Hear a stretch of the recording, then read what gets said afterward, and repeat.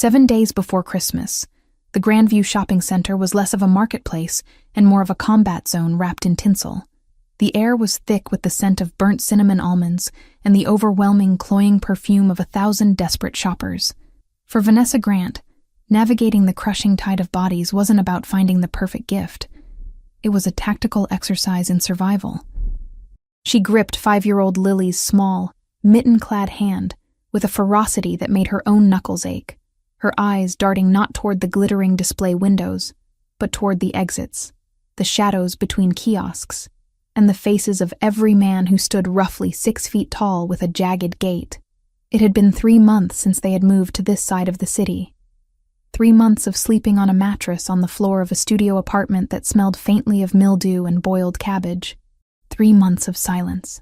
But silence, in Vanessa's experience, was rarely a sign of peace. It was usually the deep intake of breath before the scream. Daniel was out there somewhere, a ghost haunting the edges of her periphery, and every time a stranger bumped her shoulder or a loud laugh erupted near the food court, her heart hammered a frantic rhythm against her ribs. "Mommy, look, the line is moving." Lily's voice was a bright, chiming bell in the low roar of the crowd. She tugged on Vanessa's arm, her eyes wide, and reflecting the golden lights of the massive tree that towered over the central atrium. Vanessa forced a smile, the kind that didn't reach her soul, but served to keep her daughter from sensing the terror vibrating under her skin. "I see it, baby. Just a little longer." They had been standing in the snaking queue for Santa's village for 45 minutes. 45 minutes of exposure in an open space. It went against every instinct Vanessa had honed over the last 2 years of dodging phone calls and changing locks. But Lily had been begging for this. She had seen the commercial on the tiny television in the hospital waiting room while Vanessa finished her shift. And for the last week, it was all she spoke about. Vanessa couldn't give her daughter a bicycle. She couldn't give her the tablet the other kids at kindergarten talked about. She couldn't even guarantee a turkey dinner. But she could give her 5 minutes with a man in a fake beard and a candy cane. It was free, and right now, free was the only currency Vanessa had left. She adjusted the collar of her worn beige coat, trying to hide the fraying hem of her nurse's scrubs underneath. She hadn't had time to change. Every minute not spent working or commuting was spent watching Lily. She checked her watch, a cheap digital thing she'd bought at a pharmacy. They had 20 minutes before they had to leave to avoid the parking garage surge pricing. "Next!" the elf-costumed teenager shouted, looking bored out of his mind. They shuffled forward. Vanessa scanned the atrium again. Her gaze lingered on the upper level, where the glass railings offered a vantage point for anyone looking down. She saw 2 security guards leaning against a pillar, looking relaxed, almost lazy. Their presence offered zero comfort. Mall security was there to stop shoplifters, not furious ex-husbands with a gambling debt and a penchant for using his fists when the odds didn't go his way. "Mommy, do you think he knows?" Lily whispered, pulling Vanessa's attention back to the ground level. "Knows what, sweetie? That I've been good. I made my bed every day this week. Even when it was cold." Vanessa's throat tightened. The heating in their apartment was spotty at best, and Lily slept in 2 layers of pajamas. "He knows, Lil. Santa knows everything." As they rounded the final bend of the velvet ropes, Vanessa felt a strange sensation, a prickling at the back of her neck that had nothing to do with the drafty automatic doors. It was the feeling of being watched. Not the casual glance of a passerby, but the heavy, focused weight of a predator's attention. She spun around, her eyes wide, scanning the sea of heads behind her. A mother wrestling a stroller. A group of teenagers laughing at a phone. An elderly couple sharing a pretzel. Nothing. No Daniel. She exhaled, a shaky, jagged breath. "You're paranoid," she told herself. "He doesn't know where you are. You're just tired. You're exhausted and you're hungry. And you're seeing monsters where there are only shoppers." But the feeling didn't leave. It intensified. Above them, on the mezzanine level that was technically closed for renovations, Luca Santoro stood perfectly still. He wasn't leaning against the railing like the hired security. He stood with the posture of a man who owned the railing, the floor, the building, and the air circulating inside it. His black wool coat was tailored to perfection. hiding the shoulder holster that was as much a part of his daily attire as his watch. He wasn't supposed to be here. He had people to handle the day-to-day operations of his legitimate businesses. The Grandview Mall was just a line item in the Santoro portfolio, a way to wash money through high-volume retail leases. But something had drawn him out of his office today.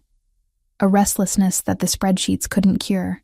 He had come down to inspect the holiday traffic, to ensure the security protocols were being followed by the incompetent firm his cousin had hired. Then he had seen her. At first, he hadn't recognized the woman in the faded coat. Her hair, once a vibrant blonde that caught the sun during recess, was pulled back in a severe, messy bun, the color dulled by lack of care. Her posture was different too. Hunched, protective, tense. But then she had turned, scanning the crowd, and he saw the profile, the nose with the slight upturn, the sharp jawline, the specific curve of her ear. Vanessa Grant. The name hit him like a physical blow, dragging up memories he had buried under 15 years of violence and power. High school. The cafeteria. He had been the pariah, the son of the alleged mob boss, carrying the weight of crimes he hadn't yet committed, but was destined to inherit. Other students avoided him, fearing the contagion of his reputation. Vanessa hadn't. She had sat across from him in chemistry, asking to borrow a pen, making jokes about the teacher's toupee, treating him like a human being instead of a walking crime scene. She was the only bright spot in a gray, violent adolescence, and now she looked like she was waiting for a bomb to go off. Luca's dark brown eyes narrowed as he tracked her movement. She looked thin, too thin. The coat swallowed her frame, but not enough to hide the sharp angles of her shoulders. And the child. There was a child. A little girl clinging to her hand, a miniature copy of Vanessa, beaming with an innocence that the mother clearly no longer possessed. "Sir?"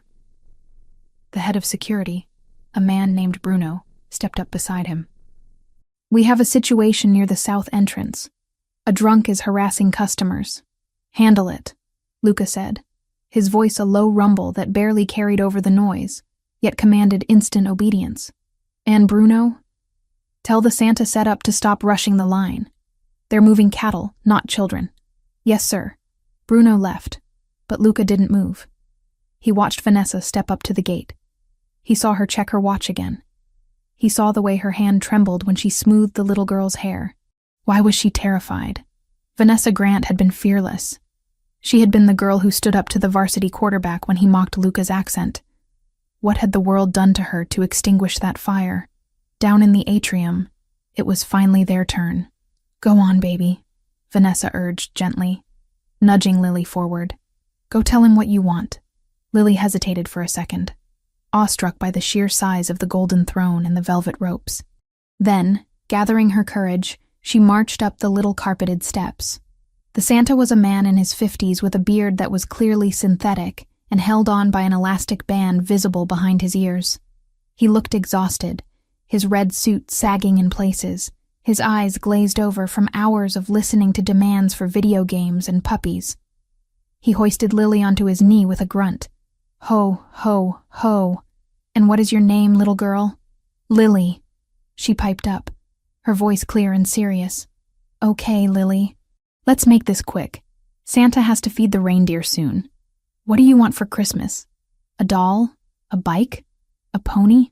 He rattled off the list by rote, looking over Lily's head at the line, already mentally processing the next kid. Vanessa stood behind the velvet rope, her arms crossed tight over her chest, holding her breath. She hoped Lily would just ask for the doll she had mentioned last week, a cheap plastic thing Vanessa might be able to afford if she skipped lunch for the next 10 days. Lily looked at the Santa, her small hands clutching the fabric of his red trousers. She didn't smile. Her expression was solemn, carrying a weight no 5-year-old should understand. "I don't want toys," Lily said. The Santa blinked, looking down at her for the first time. "No toys? Are you sure? Everyone wants toys." "I want a daddy," Lily said. The chatter in the immediate area seemed to drop by several decibels. A few parents in the line chuckled nervously, thinking it was a cute, precocious joke. Vanessa froze, her blood turning to ice in her veins. She felt the heat rising up her neck, a mix of shame and heartbreak that threatened to choke her. "A daddy?" the Santa repeated, letting out an awkward, forced laugh. "Well, that's a nice thought, kiddo. But Santa makes toys. Maybe your mommy can help with—" "No," Lily interrupted, her voice rising with desperate insistence. "Mommy cries at night because we don't have one. The old one was bad. He yelled and he broke the plates. I want a new one. I want a daddy who is strong, and who brings food so Mommy doesn't have to drink water for dinner." The silence that fell over the Santa's village was absolute. The nervous chuckles died instantly. The parents in line looked away, suddenly finding their shoes fascinating. The elf assistant stopped taking photos. The reality of Lily's words hung in the air, stripping away the commercial veneer of the holiday and exposing the raw, ugly nerve of poverty and trauma beneath. Vanessa felt like the floor was opening up. She wanted to run. She wanted to snatch Lily and sprint to the car and drive until the gas ran out. Tears pricked her eyes. Hot, humiliating tears she refused to shed in public.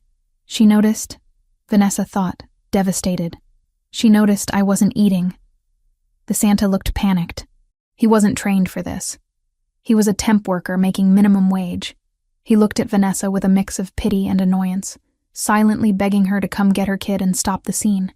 "Look, kid," the Santa said, his voice losing the jolly affectation. "That's not how this works. Santa can't fit a dad in the sleigh. How about a coloring book?" "Elf, give her a coloring book." Lily's face crumbled. The hope that had sustained her for a week shattered. Her lower lip trembled, and big, fat tears began to spill over her cheeks. "But I was good," she whispered, broken. "You said if I was good—" "Next!" the Santa called out, trying to pivot Lily off his knee. "Come on, lady. Grab your kid." Vanessa moved to step forward, her legs feeling like lead, ready to apologize, ready to grab her shattered daughter and disappear back into the shadows where they belonged. Wait. The single word didn't come from the Santa. It didn't come from the elf. It came from behind the velvet ropes, spoken with a quiet authority that cut through the uncomfortable silence like a razor blade.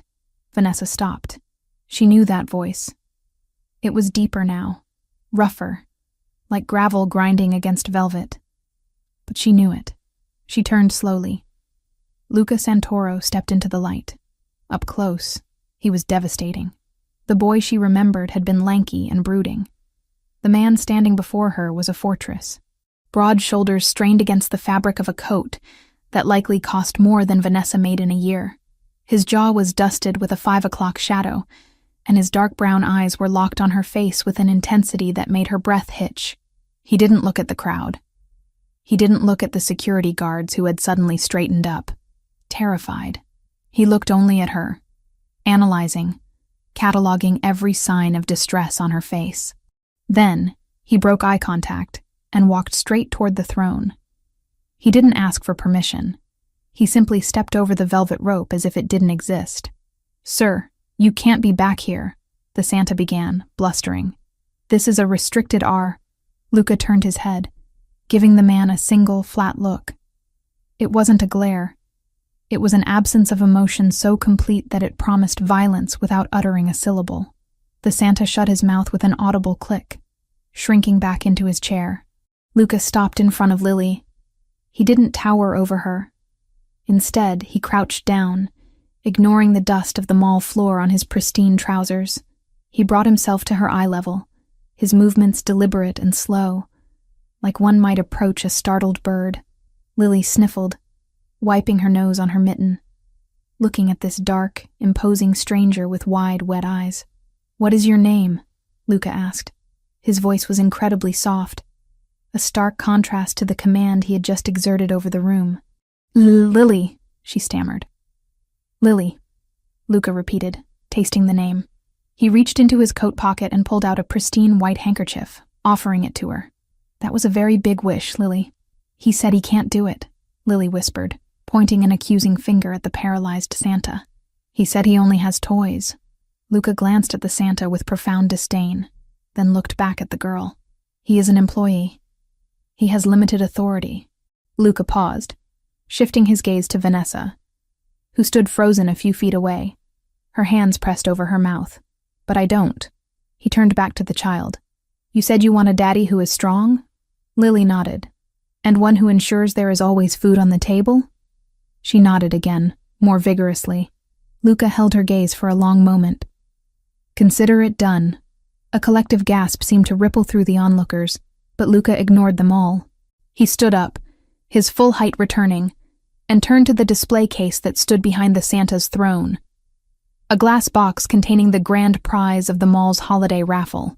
It was a handcrafted porcelain dollhouse, fully furnished, accompanied by a limited edition doll that was nearly as tall as Lily.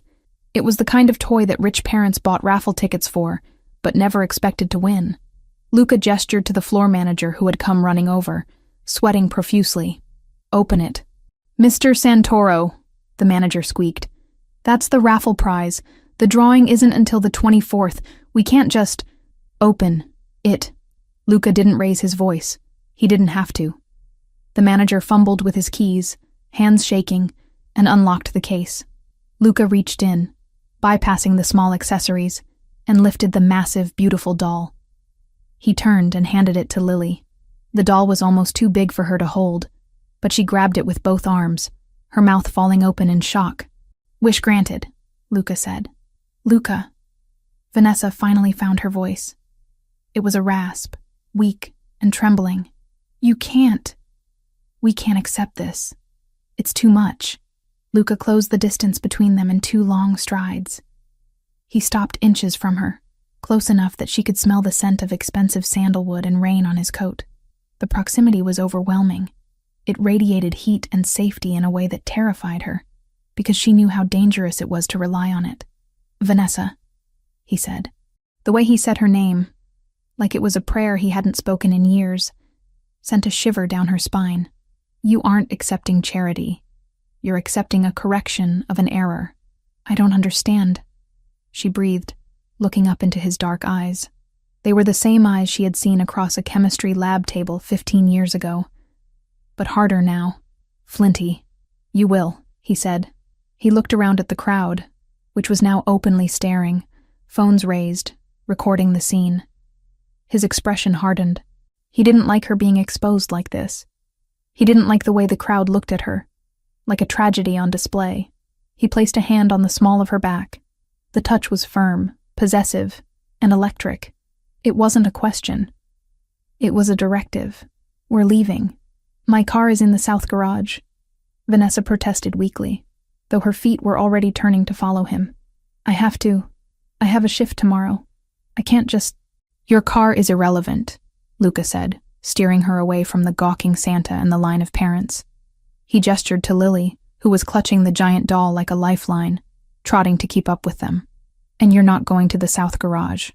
"Why?" Vanessa asked, panic flaring again. "Luca, what are you doing?"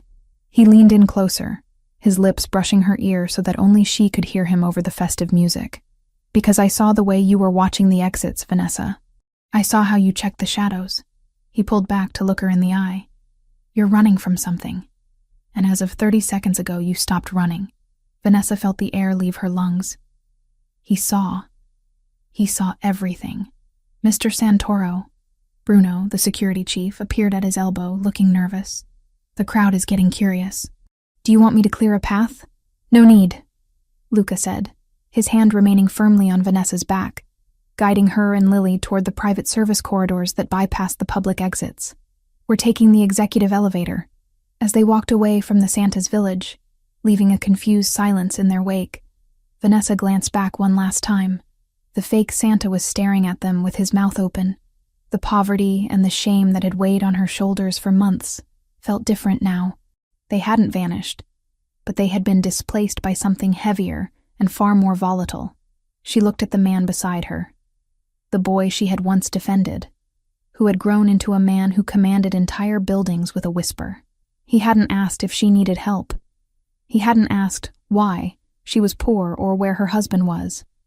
He had just stepped into the chaos and ordered it to stop. "Luca," she whispered again, as the steel doors of the service elevator slid open, revealing a plush, mirrored interior that looked nothing like the rest of the mall. "You didn't have to do that." He ushered Lily inside, then followed Vanessa, pressing the button for the roof. As the doors slid shut, sealing them in quiet, airtight luxury, he looked at her. His eyes swept over her frayed coat, her tired face, and the defensive set of her shoulders.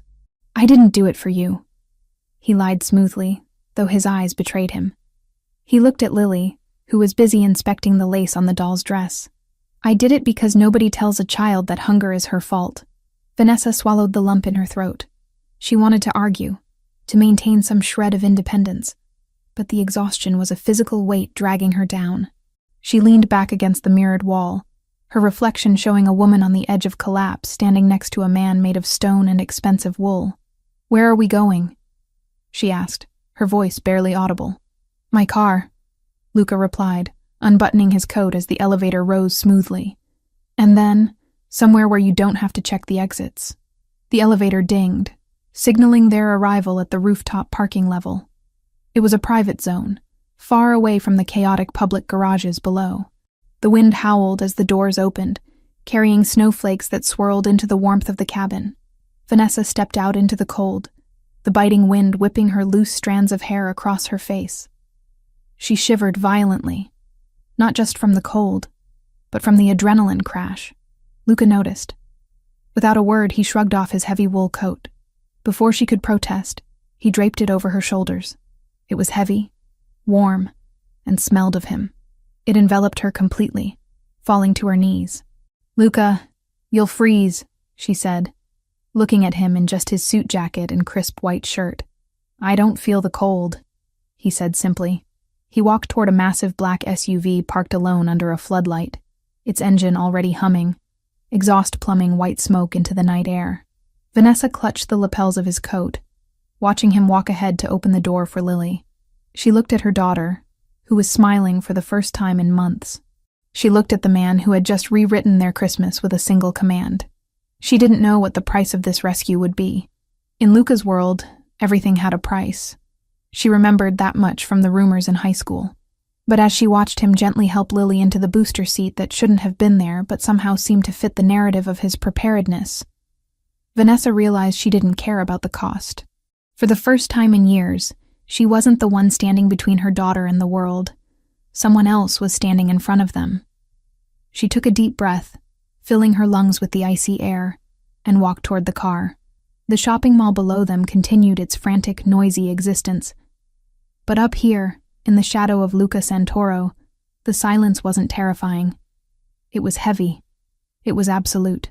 And for the first time, it felt like a wall rather than a void. The week before Christmas had started with a wish. She just hoped she could survive the granting of it. "Get in, Vanessa," Luca said, holding the rear door open for her, his dark eyes unreadable against the snowy backdrop. She climbed in. The door shut with a solid, reassuring thud, locking out the wind, the cold, and the past. Or so she thought. She didn't know that the past was waiting for them at the exit gate, ready to test just how strong this new protection really was. But for this moment, in the leather-scented warmth of the SUV, she closed her eyes and allowed herself to breathe. The interior of the SUV was a sealed capsule of silence and leather, a stark contrast to the biting wind that had been whipping across the rooftop just seconds before. The heating system was already humming, pushing warm, filtered air against Vanessa's frozen cheeks. But the chill nestled deep in her bones refused to dissipate. She sat stiffly on the edge of the plush seat, the oversized wool coat Luca had draped over her shoulders pooling around her like a protective fortress. Beside her, Lily was already entranced by the ambient lighting of the vehicle, her small fingers tracing the stitching on the armrest. The massive doll from the mall clutched tightly to her chest as if she feared it might evaporate if she let go. "My car," Vanessa murmured, the reality of the situation piercing through the haze of shock. She leaned forward slightly, looking toward the driver's seat where Luca had settled in with a fluid, commanding grace. "Luca, I can't just leave it. It's a piece of junk, I know, but it's the only way I can get to work. My nursing bag is in the trunk, my ID badge." Luca glanced at her through the rearview mirror. His dark brown eyes were calm, unreadable pools that absorbed the panic radiating from her without reflecting it back. He didn't turn the ignition key immediately.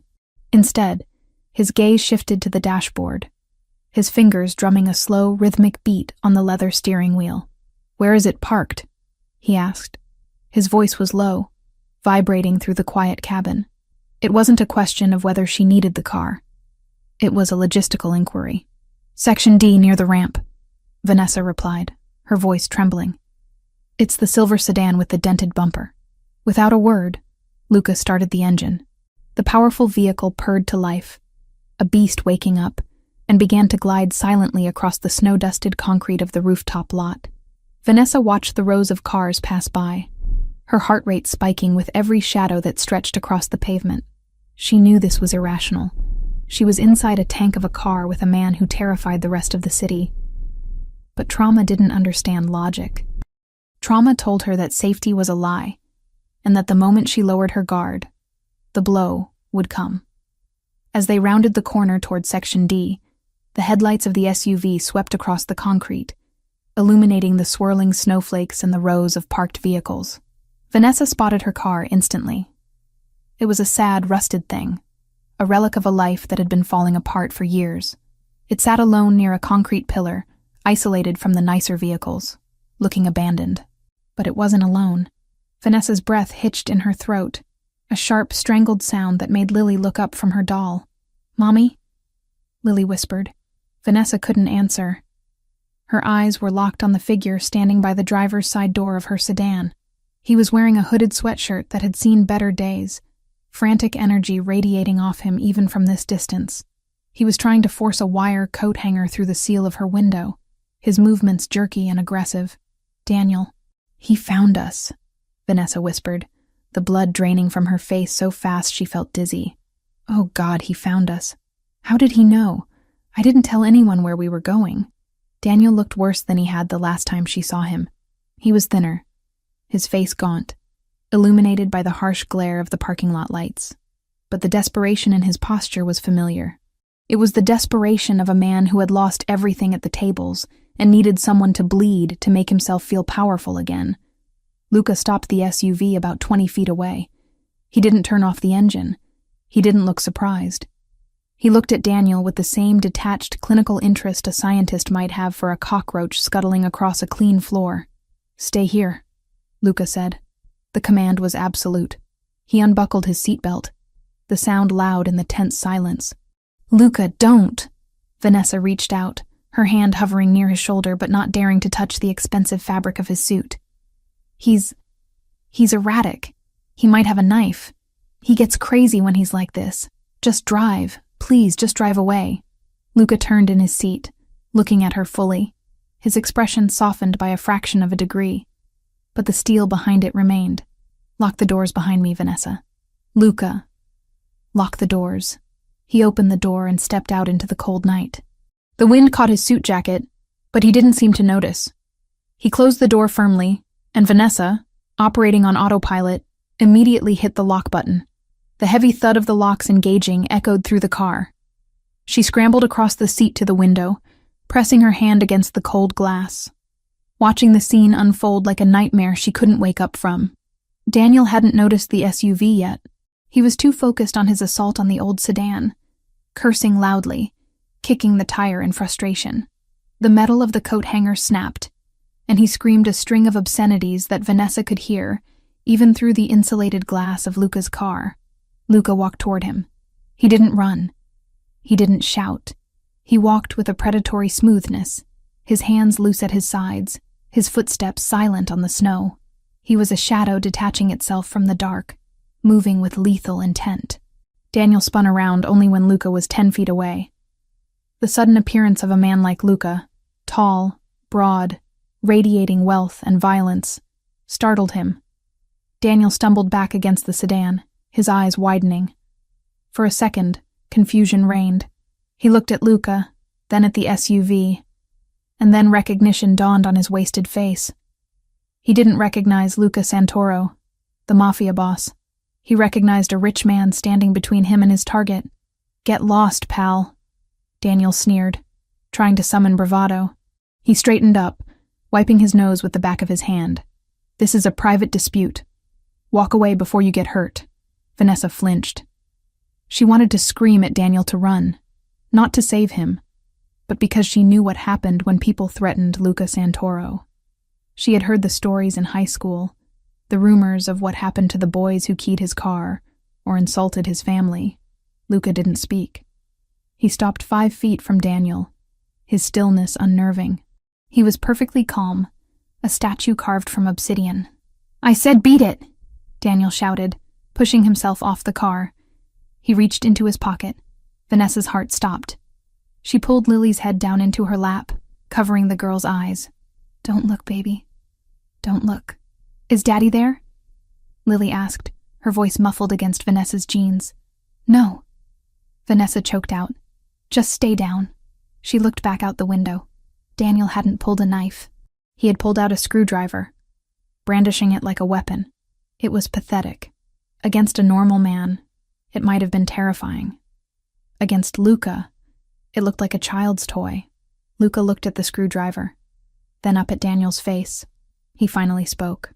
Vanessa couldn't hear the words, but she saw the shape of them. Brief, cold, final. Daniel lunged. It happened so fast that Vanessa barely registered the movement. One moment Daniel was thrusting the screwdriver forward, screaming something incoherent. The next, he was airborne. Luca didn't just dodge. He stepped inside the attack, his movement a blur of efficiency.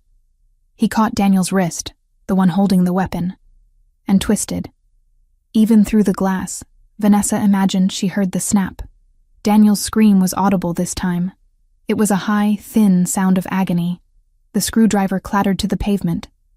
Luca didn't stop. He didn't strike Daniel with a closed fist. He didn't dirty his knuckles. He simply used Daniel's own momentum and the leverage of the broken wrist to spin him around and slam him face first into the hood of the sedan. The impact shook the old car. Dust flew up from the rusty metal. Daniel crumpled, his legs giving out, but Luca held him pinned there with one hand on the back of his neck, forcing his face into the cold metal. Vanessa was shaking uncontrollably. She had feared Daniel for 2 years. She had spent nights awake, terrified of his footsteps in the hall, and Luca had dismantled him in 3 seconds. It wasn't a fight. It was a correction. Luca leaned down, bringing his mouth close to Daniel's ear. He was speaking again. Vanessa watched Daniel's struggles cease instantly. The man who had terrorized her, who had stolen her savings and bruised her ribs, went completely still, paralyzed by whatever Luca was whispering to him. After a long moment, Luca released him. He stepped back, straightening his cuffs, brushing an invisible speck of dust from his jacket. Daniel slid off the hood of the car, clutching his broken wrist to his chest. He was sobbing now, sliding down to his knees in the slush.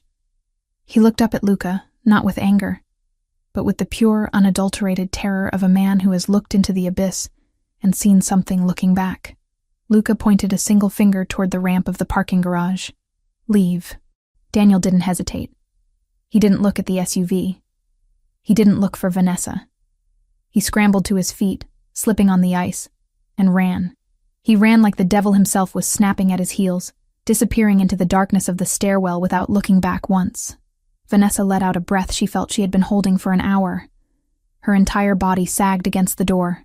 He was gone. Just like that. Luca stood by the empty car for a moment, watching the spot where Daniel had vanished. Then he turned and walked back to the SUV. His demeanor hadn't changed. He didn't look winded. He didn't look angry. He looked like a man who had just taken out the trash. He opened the driver's side door and slid back in, bringing a gust of cold air with him. The atmosphere in the car shifted instantly. The silence was heavier now, charged with the violence that had just occurred. "Luca," Vanessa started, her voice barely a whisper. She didn't know what to say. "Thank you? Did you kill him?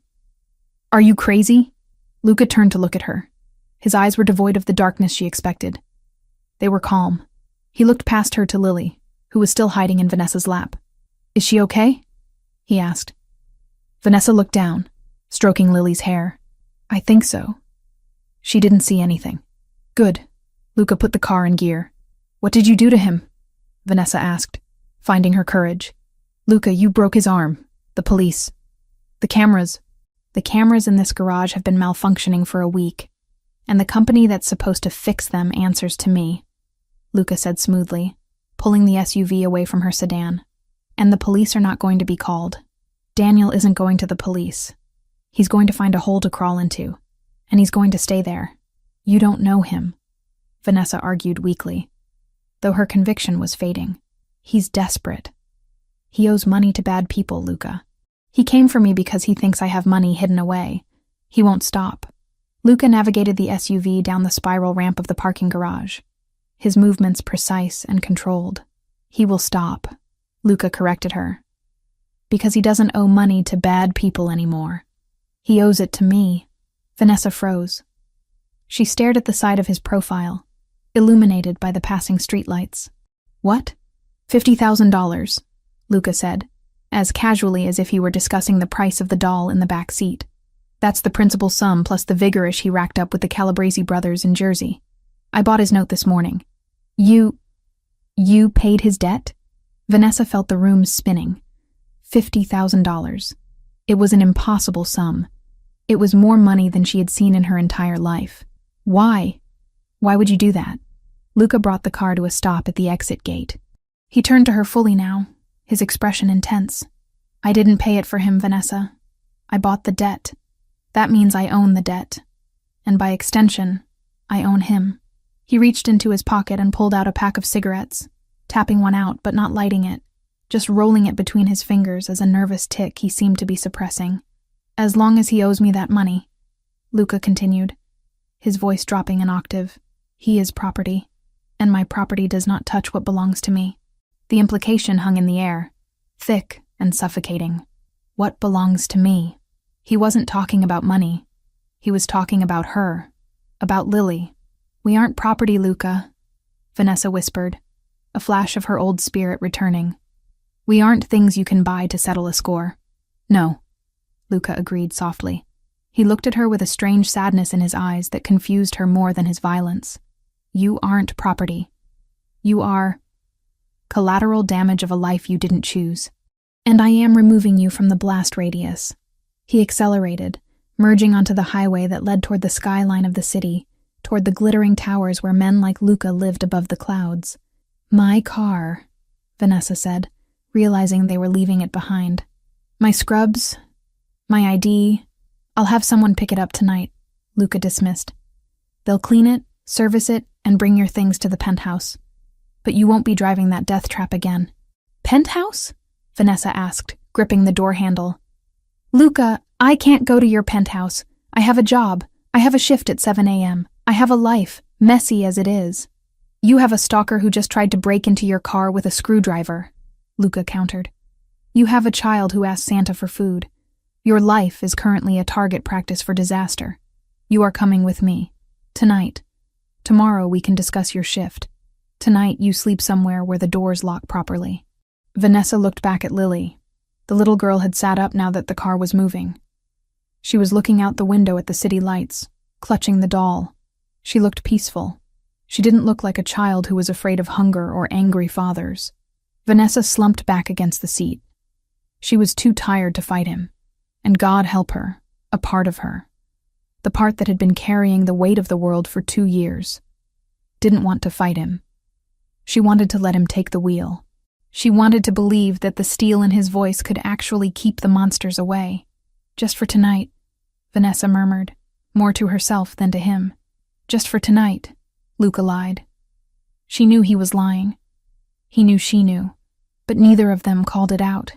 The drive was silent after that. The city blurred past them, a streak of neon and shadow. Vanessa watched Luca's hands on the steering wheel. They were large, strong hands. There was no blood on them, no sign of the violence he had just inflicted.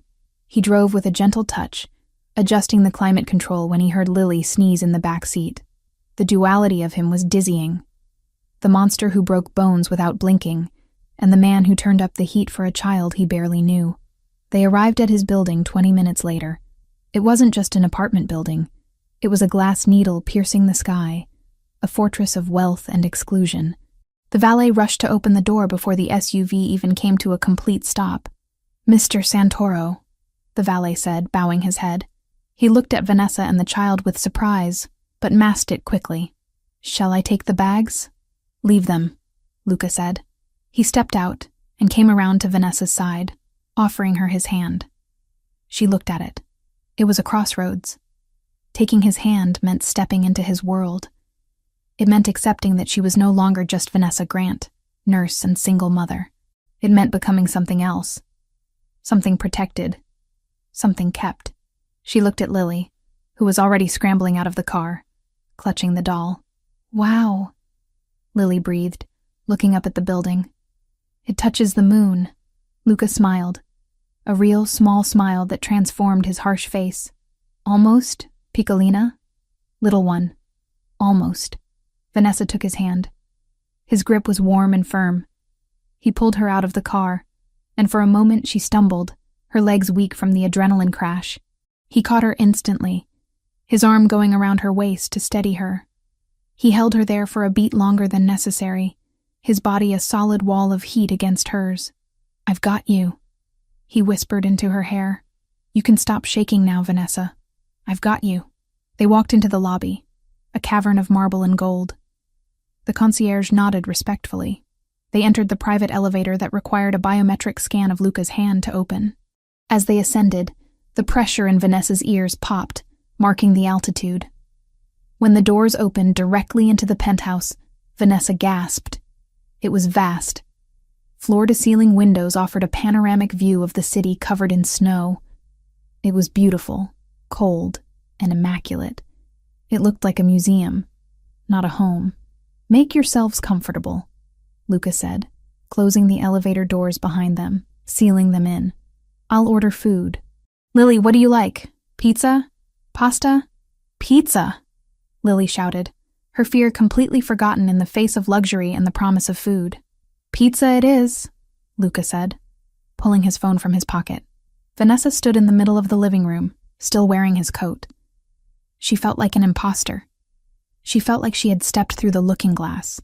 But as she watched Luca Santoro, the most dangerous man she knew, kneel down to show Lily how to turn on the massive television, she realized that the danger wasn't inside this room. The danger was out there, in the cold, with Daniel and the debts and the hunger. In here, there was only warmth. And for the first time in a very long time, Vanessa allowed herself to unclench her fists. She was safe. She didn't know for how long, and she didn't know the price. But tonight, she was safe. "Mommy, look!" Lily pointed at the screen. "Cartoons!" Vanessa smiled. A genuine, tired smile. She walked over to the massive sectional sofa and sat down. Luca finished his call and looked at her from across the room. Their eyes met. There was a history there, unspoken and heavy, spanning from the chemistry lab of their youth to this glass castle in the sky. "Thank you," she mouthed. Luca nodded once, a sharp, singular motion. He didn't say, "You're welcome." He didn't say, "It's nothing." He just turned and walked toward the kitchen, rolling up the sleeves of his shirt, revealing the powerful forearms that had built an empire and broken a man's wrist for her sake. The night was just beginning, and Vanessa had the sinking feeling that her life had just been irrevocably altered. She wasn't just a guest here. She was the reason the king had come down from his tower. And kings, she knew, rarely let their prizes go. But as she watched Lily laugh at the cartoon, belly full of the promise of pizza, Vanessa decided that maybe, just maybe, being a prize was better than being a victim. She pulled Luca's coat tighter around herself, inhaling his scent, and let the city lights blur into a sea of stars below them. The past was at the gate, yes. But the gate was locked, and Luca Santoro held the key. The silence in the penthouse was not the empty, terrifying silence Vanessa had grown accustomed to over the last 2 years. It was not the silence of holding one's breath, waiting for a key to turn in a lock or a heavy footstep to creak on a floorboard. This was a heavy, expensive silence.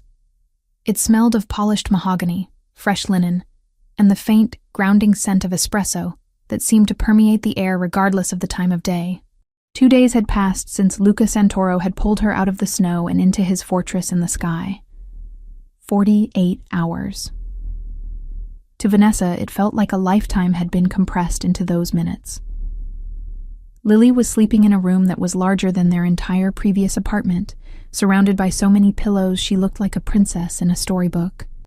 And Vanessa was standing in a kitchen that cost more than she would earn in 10 lifetimes, staring at a stainless steel refrigerator as if it were an alien artifact. She tightened the sash of the silk robe that had been left in her room. It was navy blue, soft as water against her skin, and it made her feel like an imposter. She shouldn't be here. She shouldn't be comfortable. Comfort was a trap.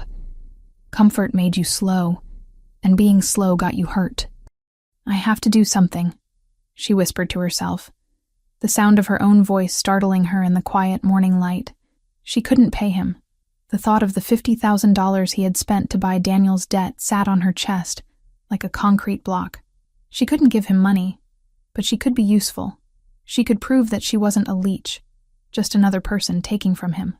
She opened the refrigerator. It was stocked with military precision. Rows of organic eggs, imported cheeses, cartons of milk, fresh berries, and vegetables that looked like they had been polished before being shelved. She grabbed the eggs, the flour, the milk. She found a heavy ceramic bowl and a whisk. Cooking. She could do cooking. It was mechanical, rhythmic, and safe. She began to whisk the batter, the repetitive clink, clink, clink of the metal against the ceramic serving as an anchor for her racing thoughts. She was safe here. Daniel was gone. Luca had said so. But why did she feel like she was waiting for the other shoe to drop? Why did she feel like every bite of food she ate was adding to a tab she could never settle? She was so focused on the swirl of flour and milk that she didn't hear him enter. Luca didn't walk. He materialized. One moment the room was empty, and the next, the air pressure shifted, becoming charged and heavy. "You are not staff, Vanessa." His voice was rough with sleep, a low rumble that vibrated through the marble floor and straight up her spine. Vanessa jumped, nearly dropping the bowl. She spun around, her heart hammering a frantic rhythm against her ribs. Luca was leaning against the doorframe of the kitchen, watching her. He looked different in the morning light. The armor of the three-piece suit was gone, replaced by dark gray sweatpants and a fitted black t-shirt that clung to his chest and arms. His hair was messy, stripped of the severe styling gel, falling over his forehead in a way that made him look younger. Dangerous, yes, but human. I know, Vanessa stammered, gripping the whisk like a weapon. "I just wanted to make breakfast, to say thank you. You have all this food, and the housekeeper hasn't come yet, so I thought—" "The housekeeper comes at 9, Luca interrupted, pushing off the doorframe and walking toward her. "And you are not here to cook for me. You are here to rest." "I can't just rest, Luca," she argued, turning back to the stove to pour the batter onto the hot griddle. "I'm not a porcelain doll. You've given us so much in 2 days. Let me make pancakes. It's the least I can do." Luca stopped right behind her. He was close enough that she could feel the heat radiating from his body, close enough to smell the soap he used, something clean and sharp like cedar.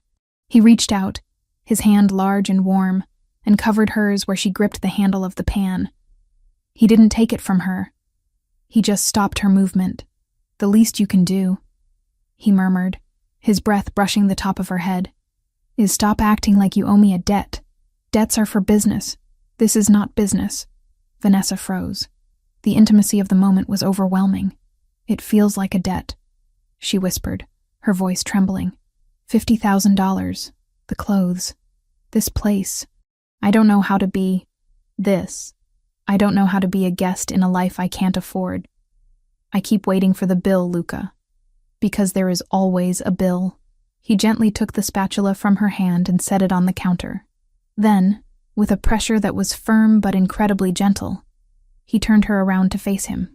His dark eyes searched hers, stripping away her defenses with terrifying efficiency. "Do you remember 11th grade?" he asked suddenly. Vanessa blinked, thrown off balance by the change in subject. "What?" 11th grade, Mr. Henderson's chemistry class. Second semester." A faint, confused smile touched Vanessa's lips. "I remember. You blew up a beaker. You put too much potassium in the solution." "I did," Luca acknowledged, a hint of amusement dancing in his dark eyes, softening the hard lines of his face. And everyone laughed. The jocks, the cheerleaders, even the teacher made a joke about explosive personalities. They all laughed at the clumsy mob kid, everyone except you. Vanessa looked down at his chest, unable to hold the intensity of his gaze. You had glass in your hand. You were bleeding. It didn't seem funny to me. You came over, Luca continued, his voice dropping to a hush that made the vast kitchen feel very small. You ignored the teacher telling everyone to stay back. You took my hand. You pulled out the shard of glass and you wrapped it with a tissue from your pocket. You asked if I was okay. You didn't look at me like I was a monster or a criminal in training. You looked at me like I was just a boy who was hurt. He placed a finger under her chin, tilting her head up until she was forced to look at him again.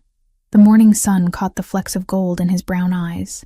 That was the first time anyone outside my family had touched me with kindness, he said, the confession raw and heavy. I watched you for 2 years after that. I saw you walk through the halls trying to be invisible, hiding behind your books. But you were never invisible to me. You were the only color in a gray world, Vanessa. Vanessa's breath hitched. She had assumed he helped her in the mall because he was powerful and she was pathetic, a charity case to make himself feel benevolent. She hadn't realized that she had been carrying a piece of his history with her all this time. I knew who you were, she admitted softly. Everyone said to stay away from the Santoro kid. They said your family was dangerous. They said you would hurt anyone who got too close. I was dangerous, Luca said simply. I am dangerous. Not to me, she countered, the realization surprising her as she spoke it. You were never dangerous to me. No, he agreed, his thumb brushing her cheekbone, a touch so light it felt like a ghost. Never to you. The moment hung suspended in time, fragile and beautiful. Vanessa felt a pull toward him, a magnetic force that defied all logic. She was a struggling nurse with a chaotic past. He was a kingpin who ruled the city from the shadows. But in this kitchen, with the smell of pancakes and coffee, none of that seemed to matter. Mommy, pancakes! The spell shattered as Lily came bounding into the kitchen, clutching her giant doll by one arm. She was wearing a pair of pajamas Luca had ordered for her, soft pink flannel with clouds on them. She looked rested, her cheeks flushed with sleep, the dark circles under her eyes fading. Luca stepped back instantly, creating a respectable distance between them, but the warmth in his eyes didn't fade as he looked at the child. Good morning, Piccolina, he said, his voice shifting from intense to playful. Your mother made pancakes, but only if you wash your hands first. Okay. Lily dropped the doll on a velvet chair and scrambled toward the sink. Luca grabbed a stool and moved it over so she could reach the faucet, turning on the water for her and handing her the soap. Vanessa watched them, her heart aching in her chest. It was a domestic scene she had stopped dreaming of years ago. A father figure, a warm kitchen, safety. It was everything she wanted, and that made it terrifying. Because if she let herself want it, losing it would kill her. They ate at the kitchen island. Luca ate 3 pancakes, praising Vanessa's cooking with a seriousness that made her blush. He listened intently as Lily described a dream she had about a flying reindeer who ate pizza. He didn't check his phone. He didn't look distracted. He gave them his undivided attention, a gift more expensive than the penthouse itself. But the real world has a way of intruding on even the highest towers. As they were finishing up, a soft, urgent chime echoed through the room. Luca's expression shifted instantly. The softness vanished, replaced by the granite mask of the dawn. He pulled a phone from his pocket, not the one he used for food orders, but a sleek black device with no brand markings. He glanced at the screen, and his jaw tightened. The temperature in the room seemed to drop 10 degrees. Excuse me, he said, standing up abruptly. I have to take this. Stay here. Relax. He walked out of the kitchen and down the long hallway toward his office, closing the heavy oak door behind him with a definitive click. Vanessa watched him go, a cold draft settling over her heart. The transition was jarring. 1 minute he was Luca, the boy who remembered a tissue in chemistry class. The next, he was the boss, answering a call that probably involved things she didn't want to know about. Inside the soundproof office, Luca answered the phone. Speak. We have a problem, boss. Bruno's voice came through, tense and clipped. We tossed Daniel's apartment like you asked. It's clean. Too clean. But we found something else. Or rather, someone else found it first. Luca walked behind his massive desk and stared out at the city skyline. The snow was falling again, covering the grime of the streets in white. Explain. The place was turned over before we got there, Bruno said. Professional job. They were looking for something specific. Floorboards ripped up, vents unscrewed. And we found a tag on the doorframe. A marker. Which family? Luca asked, his hand tightening around the phone until the plastic creaked. Ndrangheta, Bruno replied. The Calabrese faction. Luca cursed silently. The Ndrangheta were not low-level thugs like Daniel. They were organized, ruthless, and they were rivals of the Santoro family. They didn't care about rules, and they didn't care about collateral damage. Why are they interested in a junkie like Daniel? Luca demanded. He owed them money, yes, but you don't tear an apartment apart for cash. You break legs for cash.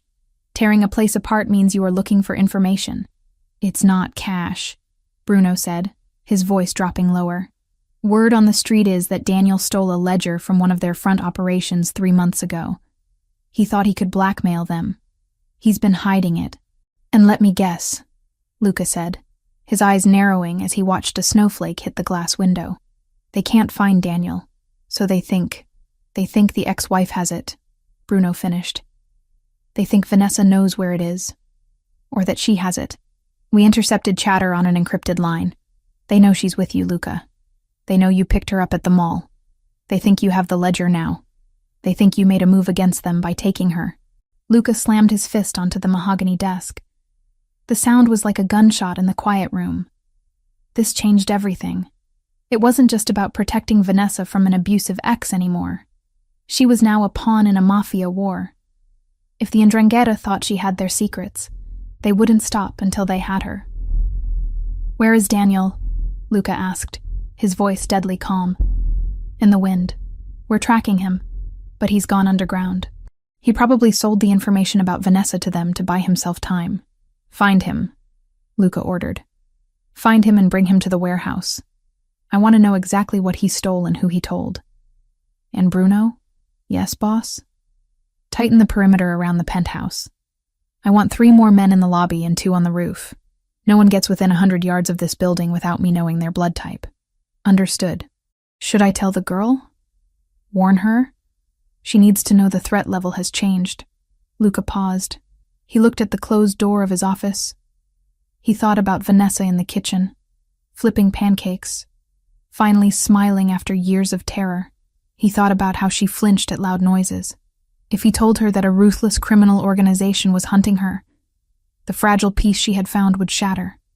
She would panic. She might try to run to protect him or Lily. She would start looking at the exits again. No, Luca said firmly. She knows about Daniel. She thinks he is the only threat. Let her believe that. I will handle the Ndrangheta. She doesn't need to carry that weight. I will be the wall. Is that wise, Luca? If she goes out, she isn't going out, Luca said. She stays here until I wipe the Calabrese family off the map. He hung up. He stood there for a moment, adjusting his cuffs, composing his face. He had to go back out there and play the role of the benevolent protector, while silently preparing for war. When he returned to the living room, Vanessa was sitting on the sofa, folding a pile of laundry that the housekeeping staff had left. She looked up at him, her blue eyes scanning his face for danger. She was perceptive. Too perceptive. Is everything okay? She asked. Fine. Luca lied smoothly. Just business. Minor complications with a shipment at the docks. He sat down in the armchair opposite her, trying to radiate calm. Vanessa, we need to discuss the arrangements. I want you and Lily to stay inside the penthouse for the next few days. I have everything you need here. I can bring in tutors for Lily, anything you want. I have a gym, a library. You don't need to leave. Vanessa stopped folding a shirt.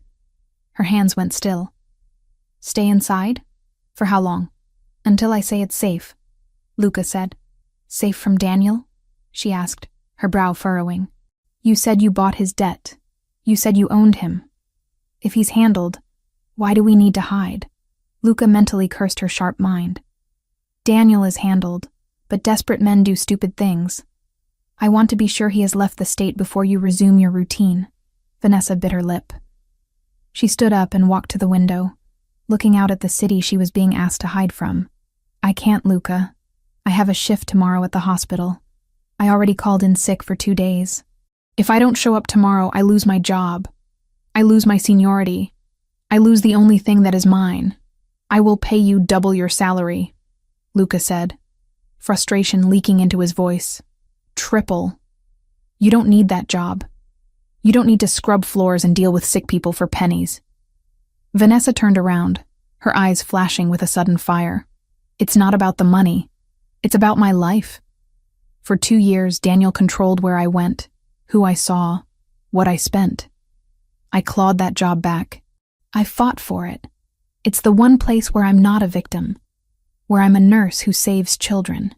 If I give that up, if I just sit here in your golden tower eating your food, then I'm just trading one cage for another. The words hung in the air.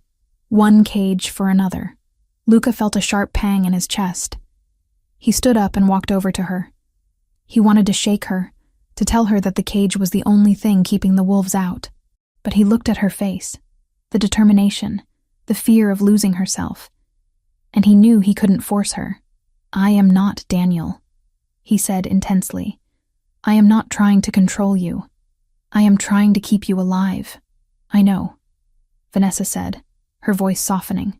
She reached out and touched his arm. A bold move. I know you're not him. But please, Luca, let me go to work. It's the pediatric ward. It's secure. You can have your driver take me. You can have a guard stand at the door. But let me keep my life. Please. If I hide here, Daniel wins. Fear wins. Luca looked down at her. He saw the desperation in her eyes, the need to retain some shred of agency. He knew, logically, that the safest place for her was in this room, but he also knew that breaking her spirit was a different kind of violence, and he was arrogant. He was Luca Santoro. He controlled this city.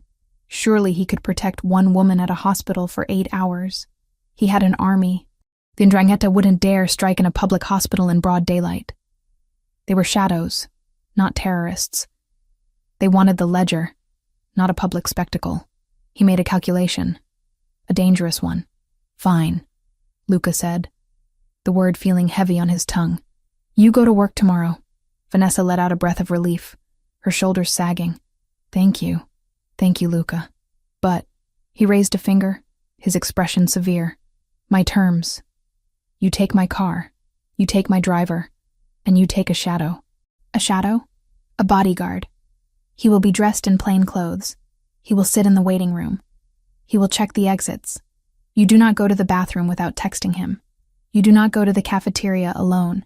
If anything feels wrong, you press the panic button I will give you, and I will be there in 5 minutes with enough firepower to level the building. If the hospital's alarm starts screaming, don't stop to think. Get to the nearest stairwell and get behind a locked door. Do you understand? Vanessa nodded vigorously. I understand. I can do that.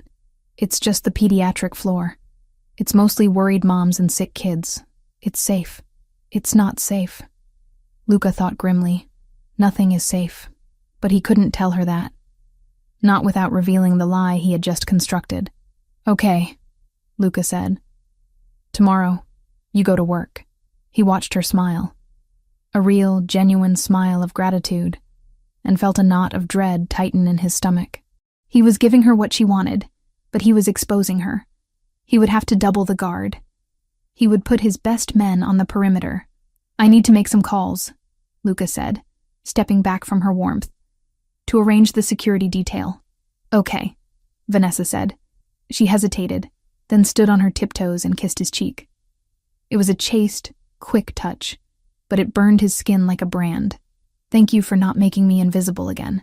Luca watched her walk back to the couch to sit with Lily. He touched his cheek where her lips had brushed his skin. He walked back to his office, his mind racing with tactical layouts of the hospital. He would burn the world down before he let anything happen to her. But as he sat behind his desk and pulled up the schematics of the city, he couldn't shake the feeling that he had just made a mistake born of a desire to see her smile. He dialed Bruno again. Change of plans, Luca said, his voice like ice. She's going to the hospital tomorrow. I want the ghost team active. I want eyes on every doctor, every janitor, every delivery truck. If anyone who smells like olive oil and gunpowder steps within a mile of that hospital, I want them put in the ground. It's risky, boss, Bruno warned. I know, Luca whispered, looking through the glass door at Vanessa laughing with her daughter. But she needs to fly, so we will be the net.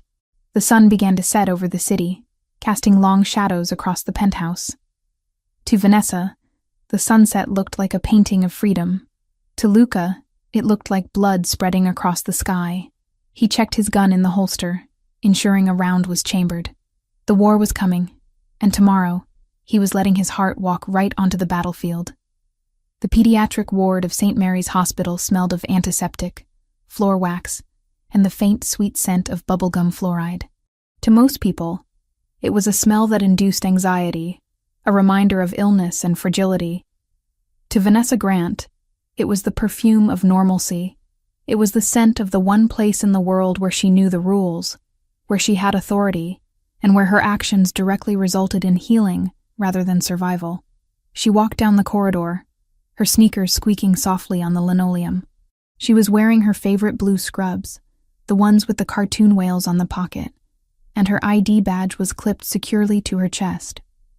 Outwardly, she was Nurse Grant, the senior shift lead who could find a vein in a dehydrated infant on the first try. Inwardly, she was a woman vibrating with a frequency of terror so high it felt like a hum in her teeth. "You're doing great, Van," she whispered to herself, adjusting the stethoscope around her neck. Just a shift. 8 hours. Then back to the fortress. She glanced toward the waiting room at the end of the hall. A man was sitting there, reading a magazine about golf.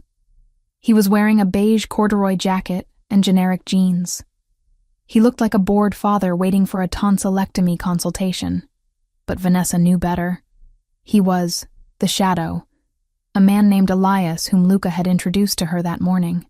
Elias didn't look at her, but she knew he clocked her every movement.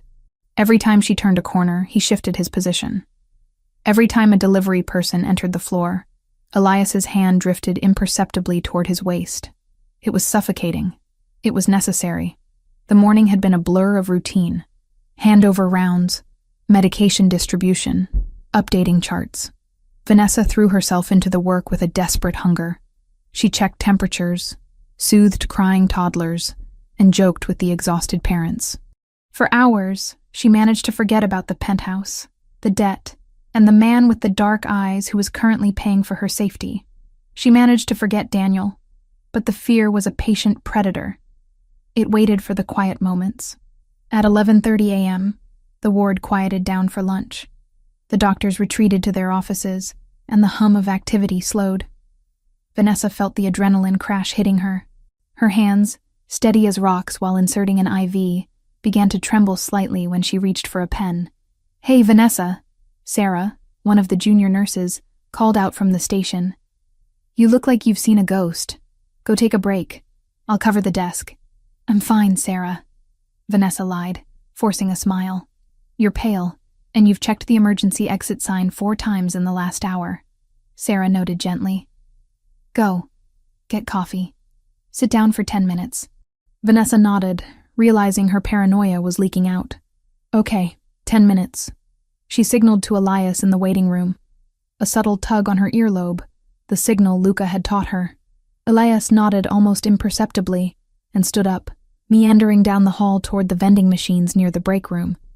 He was good. He was invisible. The break room was a small, windowless box tucked away near the service elevators. It contained a round table, a flickering fluorescent light, and a coffee machine that produced a sludge that tasted like battery acid. It was empty. Vanessa walked in and exhaled, leaning back against the closed door for a second. She fished her phone out of her pocket. No messages from Luca. Just a blank screen. She pressed the side button to ensure it was working. The panic button app he had installed was right there on the home screen, a red icon that looked like a shield. "Press it if anything feels wrong," he had said. Vanessa's thumb hovered for half a heartbeat. Then she tapped the red shield once, silent, deliberate, and locked her phone before sliding it back into her pocket. No siren, no light show. just a single muted vibration against her palm. Everything feels wrong, she thought. My ex-husband is being hunted by the mob, and I'm living in a penthouse with a crime lord. She pushed off the door and went to the counter. She needed caffeine. She needed to wake up and finish this shift so she could go back to Lily. As the coffee machine gurgled and hissed, the door to the break room opened. Vanessa didn't turn immediately. Coffee's fresh, but it still smells like burnt rubber, she joked, assuming it was Sarah or Dr. Evans. There was no laughter, no response. Just the sound of the door clicking shut and the distinct snick of the lock turning. Vanessa's blood froze. The lock on the break room door had been broken for 6 months. You had to jiggle it violently to get it to engage. Whoever had just locked it had done so with a key or a very specific tool. She turned slowly, her hand instinctively going to her pocket where she kept her trauma shears and a small sealed scalpel she had confiscated from a tray earlier, a habit she had picked up when living with Daniel. 2 men stood in the room. They were dressed in scrubs, green surgical scrubs, generic and crisp. They wore surgical masks pulled down under their chins, revealing faces that were utterly forgettable. Average height, average build, brown hair. They looked like agency nurses sent to fill a staffing gap. But Vanessa was a nurse. She spent 12 hours a day looking at people in scrubs. And she saw the errors instantly. The man on the left was wearing a watch, a heavy gold Rolex that caught the flickering light. Nurses didn't wear heavy metal watches. They harbored bacteria and scratched patients. The man on the right was looking at the coffee machine with confusion, as if he had never seen a communal pot before. But it was their shoes that made Vanessa's stomach drop through the floor. Nurses wore Hokas, Danskos, Brooks, shoes designed for 12 hours of standing on concrete. Shoes that were ugly, functional, and rubber-soled.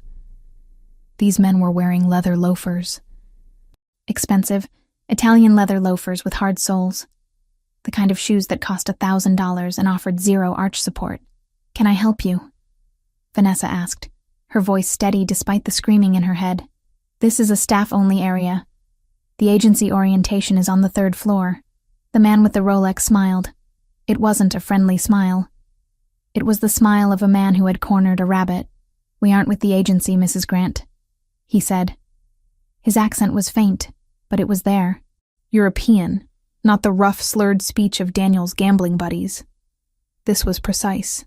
"It's Ms. Grant," Vanessa corrected, her fingers wrapping around the handle of the scalpel in her pocket.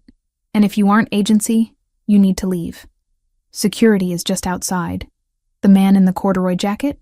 The second man spoke up, his voice bored. "He's currently dealing with a cardiac event in the waiting room. A very sudden, very fatal overdose. He won't be joining us." Vanessa felt the room spin. Elias. They had killed Elias, or incapacitated him. This wasn't Daniel. Daniel was a thug who threw lamps. These men were operators. "What do you want?" Vanessa asked, backing up until her hips hit the counter. The coffee pot was behind her, steaming hot. "We want the book," Rolex said, taking a step forward. "The ledger your husband stole. We know you have it. We know Santoro has you. So, we're going to take you, and then Santoro is going to give us the book to get you back. Simple geometry." "I don't know what you're talking about," Vanessa said, her voice rising. "I don't have a book. Daniel is a liar. He doesn't have anything." "Everyone has a price," the man said, reaching into his pocket. He pulled out a syringe. "We can do this quietly, Vanessa. You walk out with us. We say you felt sick. Or we can do it the hard way." Vanessa didn't think. She didn't weigh the options. The lizard brain that had kept her alive through 2 years of domestic abuse took over. She grabbed the pot of coffee. It was full. It was scalding. She didn't hesitate. She swung the glass carafe with all her strength, splashing the boiling liquid in a wide arc directly at their faces. The man on the right screamed, clutching his eyes as the hot liquid seared his skin. The carafe shattered against his shoulder, spraying glass and coffee everywhere. Rolex was faster. He ducked, taking the liquid on his arm, but the distraction bought Vanessa a second. She didn't run for the door. They were blocking it. She ran for the other exit. the service door that led to the linen chute and the back stairwell. It was usually locked from the outside, but she had a master key card. "Get her!" Rolex shouted, shaking the coffee off his arm. Vanessa swiped her badge. Red light. Denial. "Damn it!" she screamed, swiping again. Rolex lunged. He grabbed her scrub top, yanking her back. Vanessa spun around, the scalpel already in her hand. She slashed out blindly, a desperate, feral strike. The blade caught him on the forearm, slicing through the surgical scrub and into the skin. He hissed in pain and released her, looking at the blood welling up with genuine surprise. "You bitch," he growled. The fire alarm exploded into life. It wasn't just a siren. It was a deafening, strobing assault on the senses. Whoop, whoop, whoop. The sprinklers didn't go off, but the emergency lights began to flash. Luca. Vanessa knew it instantly. He was watching. He had seen the panic button activation. Or he was watching the cameras. The noise disoriented the men for a fraction of a second. Vanessa kicked the man with the burned face in the knee, hard, and swiped her card again. Green light. She threw herself through the heavy metal door and slammed it shut, engaging the deadbolt from the inside just as a heavy body slammed against it. She was in the service corridor. It was dark, smelling of dirty laundry and dust. It was under renovation, a maze of plastic tarps and exposed drywall. "Think, Vanessa, think," she panted, her breath coming in ragged gasps. She couldn't go down to the street. They would have a car waiting. She couldn't go back to the ward. She would lead them to the children. The door behind her shook. They were kicking it in. She ran. She sprinted down the corridor, dodging stacks of drywall and buckets of paint. She needed a weapon. She needed help. Her phone buzzed in her hand. A text from Luca. "Roof, now." The roof. It was 4 floors up. Vanessa hit the stairwell door and burst inside. She didn't look down. She started climbing, taking the steps 2 at a time. Her legs burned. Her lungs felt like they were filled with broken glass. She heard the service door crash open below her. Footsteps echoed on the concrete stairs. Fast. Heavy. "She's in the stairwell," a voice echoed up. Vanessa scrambled up the 2nd flight. 3rd flight. She could hear them gaining on her. They were faster, stronger. She fumbled in her pocket for the pepper spray she had transferred from her purse. It was a small canister, meant for aggressive dogs, not hitmen. She reached the landing for the roof access. The door was marked, "Alarm will sound." The alarm was already sounding. She hit the panic bar. Locked. "No," she sobbed, throwing her weight against it. "No, no, no." It was a security door. It needed a key. Or a code. The footsteps were right below her now. She spun around, back against the steel door, holding the scalpel in one trembling hand and the pepper spray in the other. Rolex appeared on the landing below. He was bleeding from his arm, his face twisted in a mask of pure rage. He held a gun now, a pistol with a long suppressor attached to the barrel. "End of the line, nurse," he spat, raising the weapon. Vanessa squeezed her eyes shut. She thought of Lily. She thought of the dollhouse. She thought of Luca's dark eyes in the kitchen. "I'm sorry." The door behind her clicked. It didn't just unlock. It was thrown open with such force that the suction nearly pulled Vanessa off her feet. A hand, large, strong, and wearing a black leather glove, grabbed the back of her scrubs and yanked her backward into the biting cold air of the roof. Vanessa stumbled, falling onto the gravel surface of the roof. Luca Santoro stepped past her, moving into the doorway she had just vacated. He wasn't wearing a suit. He was wearing a tactical vest over a black sweater, and he was holding a weapon that looked far too large for a civilian setting. Rolex, still on the stairs, looked up. His eyes widened. He raised his gun. Luca didn't hesitate. He didn't speak. He fired twice. The sounds were sharp cracks, swallowed by the wind and the fire alarm echoing from the building. Rolex crumpled backward, tumbling down the stairs. The second man, the one with the burned face, appeared behind him. Luca fired once. Center mass. The threat was neutralized in less than 3 seconds. Luca stepped back and kicked the heavy steel door shut, engaging the locking mechanism. He turned to Vanessa. For a moment, he looked terrifying. His face was a mask of cold violence, his eyes dark voids. He looked like the monster the city whispered about. Then he saw her. He saw the coffee stains on her scrubs, the scalpel clutched in her white-knuckled hand, the terror etched into her face. The mask shattered. "Vanessa!" He choked out, dropping the weapon to his side on its sling and rushing to her. He fell to his knees on the gravel, ignoring the sharp stones, and grabbed her face in both hands. His gloves were cold, but his touch was frantic, searching. "Are you hurt? Did they touch you? Tell me where you are hurt." Vanessa couldn't speak. She was shaking so hard her teeth rattled. She dropped the scalpel. I burned him with the coffee. I didn't mean to.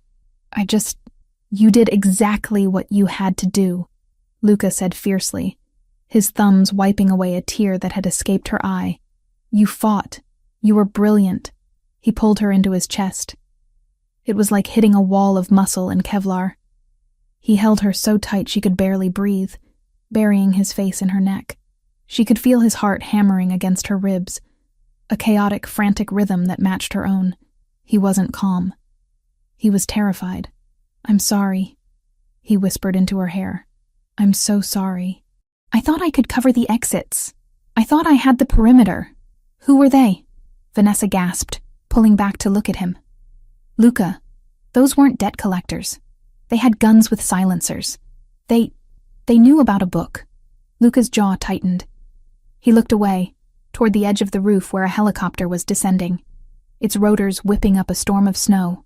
"Come," he said, standing up and pulling her with him. "We are leaving. Now." "Who were they?" she screamed over the noise of the helicopter. Luca stopped. He looked at her, and for the first time, he gave her the full, unvarnished truth. "They were soldiers," he said, his voice hard as iron. "From the 'Ndrangheta, the Calabrese family. We are at war, Vanessa, and I just fired the first shots." He didn't give her time to process. He guided her toward the helicopter, shielding her body with his own as they ran under the spinning blades. Inside the cabin, it was loud and cramped. Luca strapped her in with efficient, trembling hands. He signaled the pilot, and the machine lifted off, banking sharply away from the hospital. Vanessa looked down. Police cars were swarming the entrance. Fire trucks were arriving.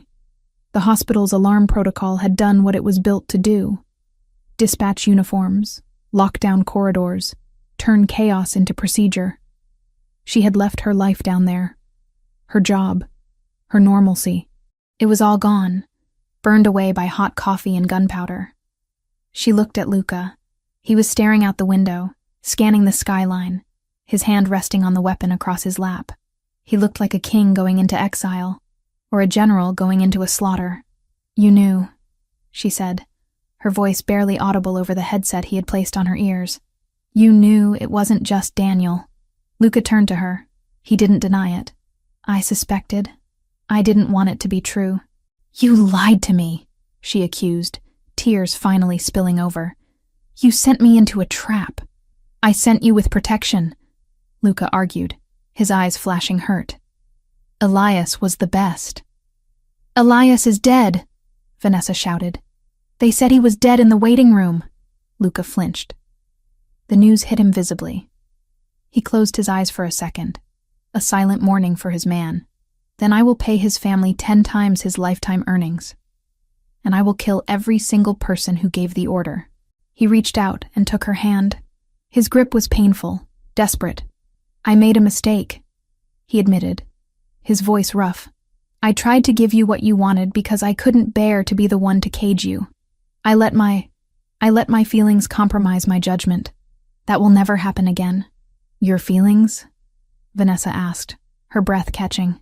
"My need to see you smile," Luca said, looking at her with an intensity that burned brighter than the city lights below. "It almost got you killed. So hate me, Vanessa. Hate me for lying. Hate me for the violence. But you are never leaving my sight again until every Calabrese is in the ground."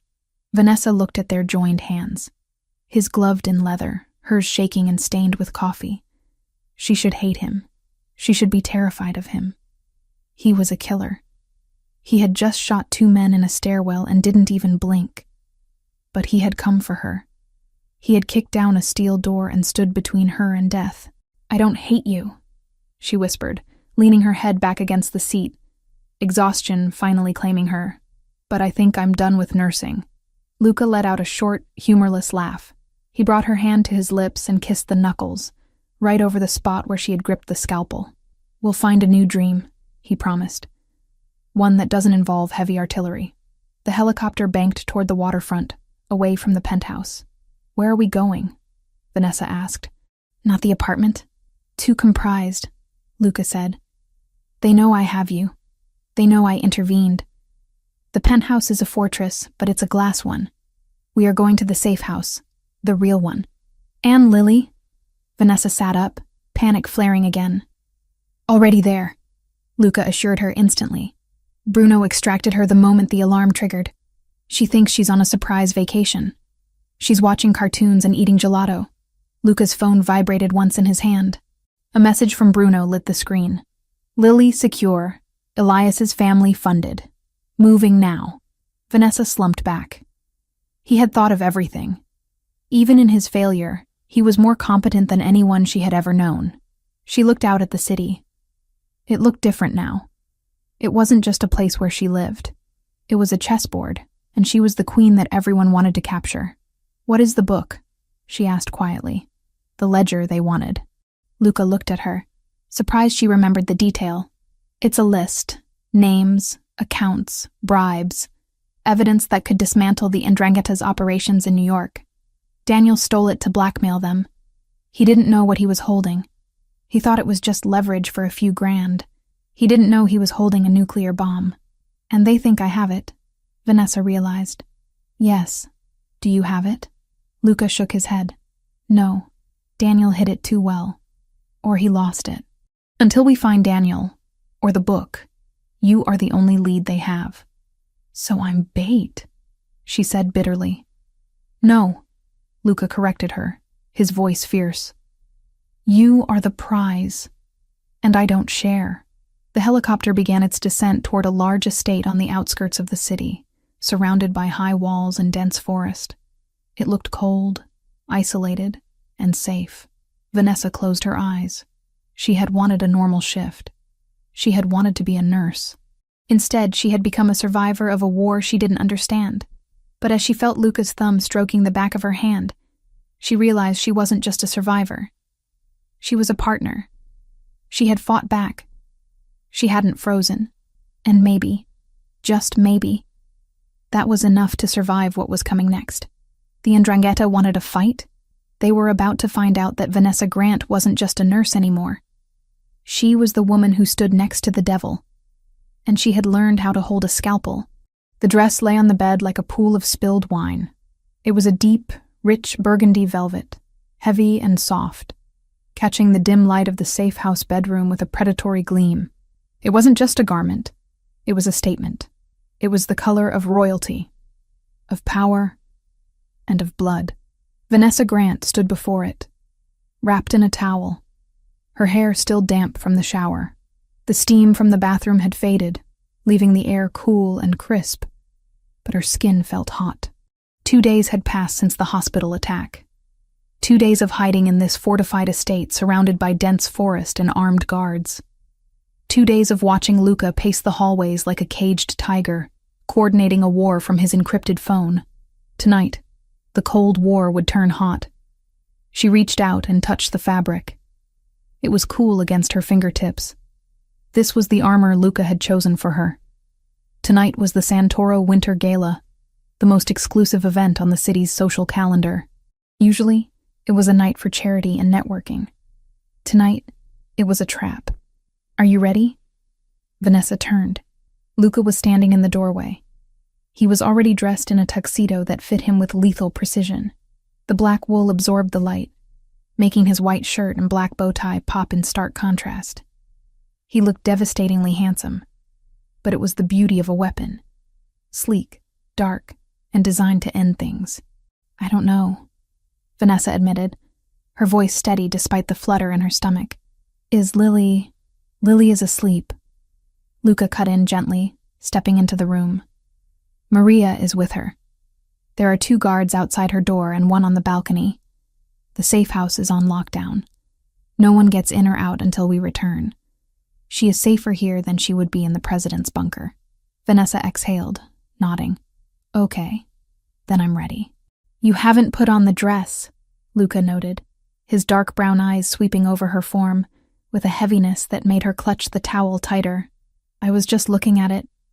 It's beautiful, Luca. But it's a lot. It needs to be, he said, walking over to the bed. He picked up the dress, the velvet draping over his large hands. Tonight, you are not hiding. For 2 years, you made yourself small to survive Daniel. You wore gray. You walked in the shadows. Tonight, we end that. Tonight, you walk into the lion's den wearing red, and you show them that you belong to the only lion that matters. He held the dress out to her. It was a challenge and a promise. Vanessa dropped the towel. She didn't shy away.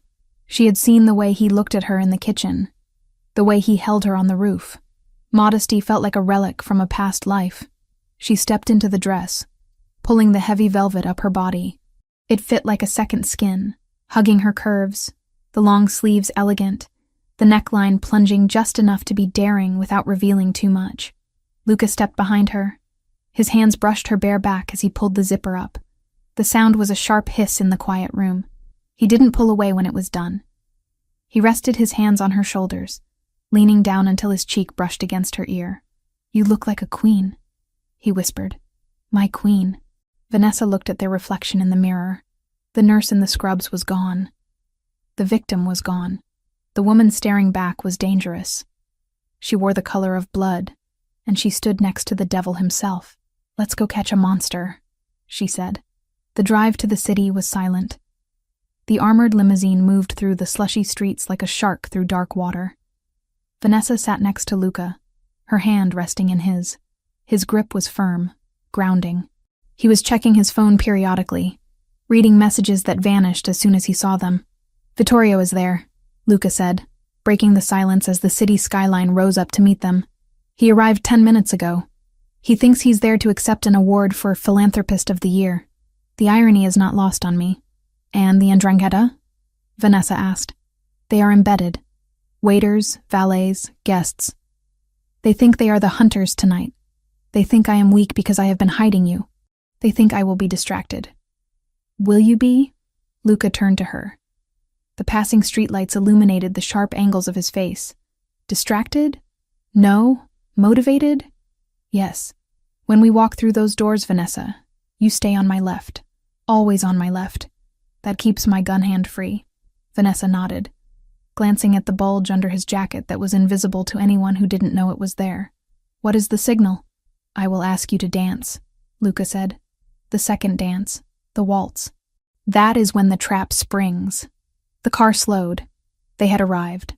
The venue was a massive, historic hotel in Midtown, its facade bathed in golden light. A red carpet stretched up the steps, flanked by shivering photographers and eager paparazzi. This was the public face of the Mafia. Legitimacy, wealth, glamour. The chauffeur opened the door. The cold air hit Vanessa instantly, biting at her exposed neck. But she didn't shiver. She channeled every ounce of strength she had left. Luca stepped out first. The flashbulbs erupted like a lightning storm. He ignored them, buttoning his jacket, and turned to offer her his hand. Vanessa took it. She stepped out onto the red carpet.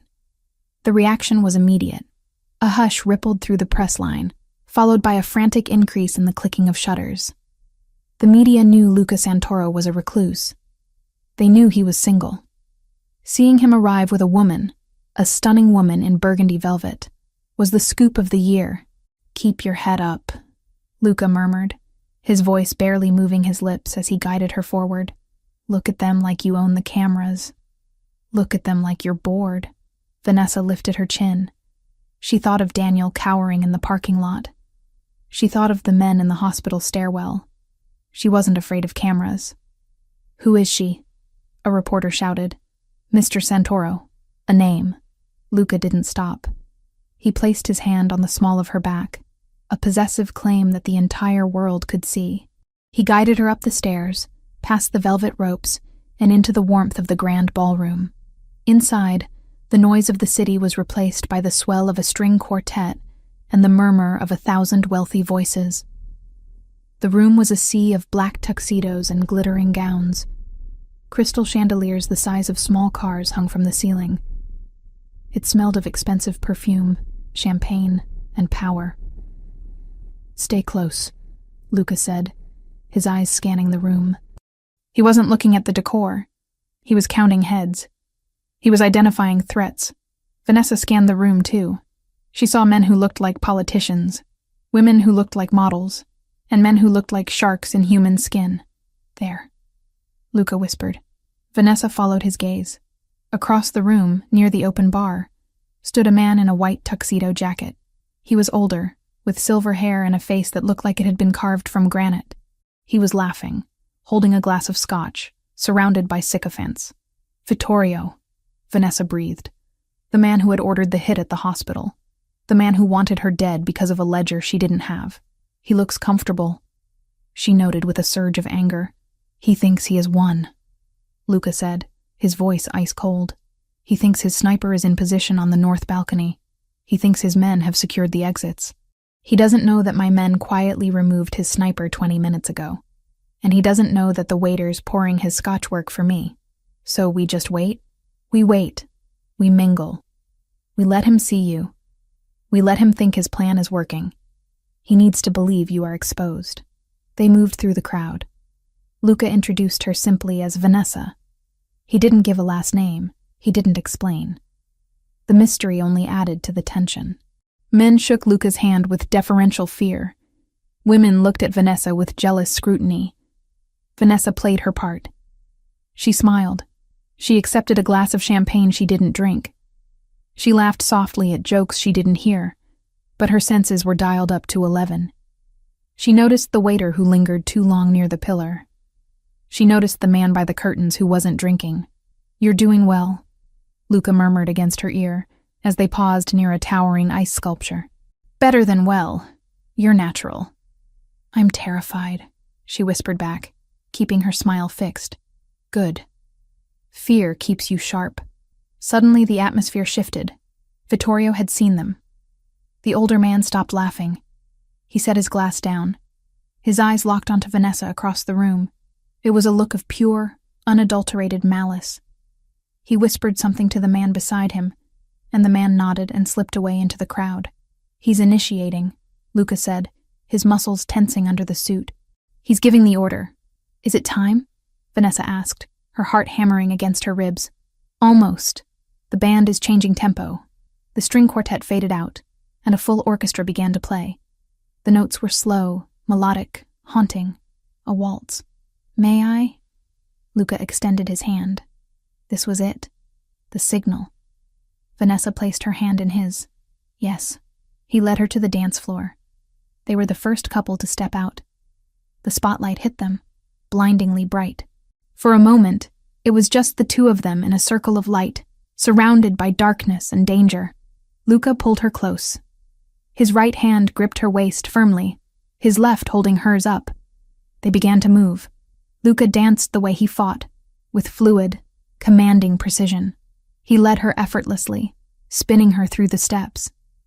"Listen to me," Luca said, his voice low and intense as they turned. "In 60 seconds the lights will cut. When they do, you drop to the floor. Do not hesitate. You drop, and you crawl toward the exit behind the bandstand. I will cover you. I'm not leaving you." Vanessa whispered, tightening her grip on his shoulder. "You are not leaving me," Luca corrected. "You are moving to the extraction point. I will be right behind you. But I need to clear the path. Vittorio's men are going to rush the floor. What about the sniper?" "Neutralized, but he has a backup team inside. 4 men. I've marked 3. The 4th is a wild card." They spun again. The velvet of her dress swirled around her legs. Vanessa looked over Luca's shoulder. She saw the man Vittorio had whispered to. He was moving toward the edge of the dance floor, his hand reaching inside his jacket. "Luca, 3 o'clock, she hissed. "I see him." Luca said calmly. Keep dancing. Let him get closer. He's going to shoot. He's going to try. The music swelled. The crescendo was building. The tension in the room was palpable. The guests seemed to sense that something was wrong. The air was too thick, the smiles too brittle. Vanessa, Luca said, pulling her slightly closer, his forehead resting against hers for a fleeting second. Whatever happens next, know that I bought that dollhouse.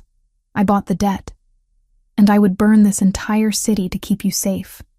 Not because of the book, because of you. Vanessa's breath hitched. It was a confession in the middle of a battlefield. I know, she whispered. The music hit its peak. Click. The ballroom plunged into darkness. The blackout was absolute. A collective scream rose from the crowd, a wave of panic. Vanessa didn't scream. She dropped. She fell to her knees, the velvet dress cushioning the impact against the polished floor. Above her, the air exploded. Pop, pop, pop! Muzzle flashes illuminated the dark like strobe lights. It wasn't the sniper. It was Luca. He had drawn his weapon the instant the lights died. Vanessa scrambled on her hands and knees, moving toward the bandstand as instructed. The chaos was deafening.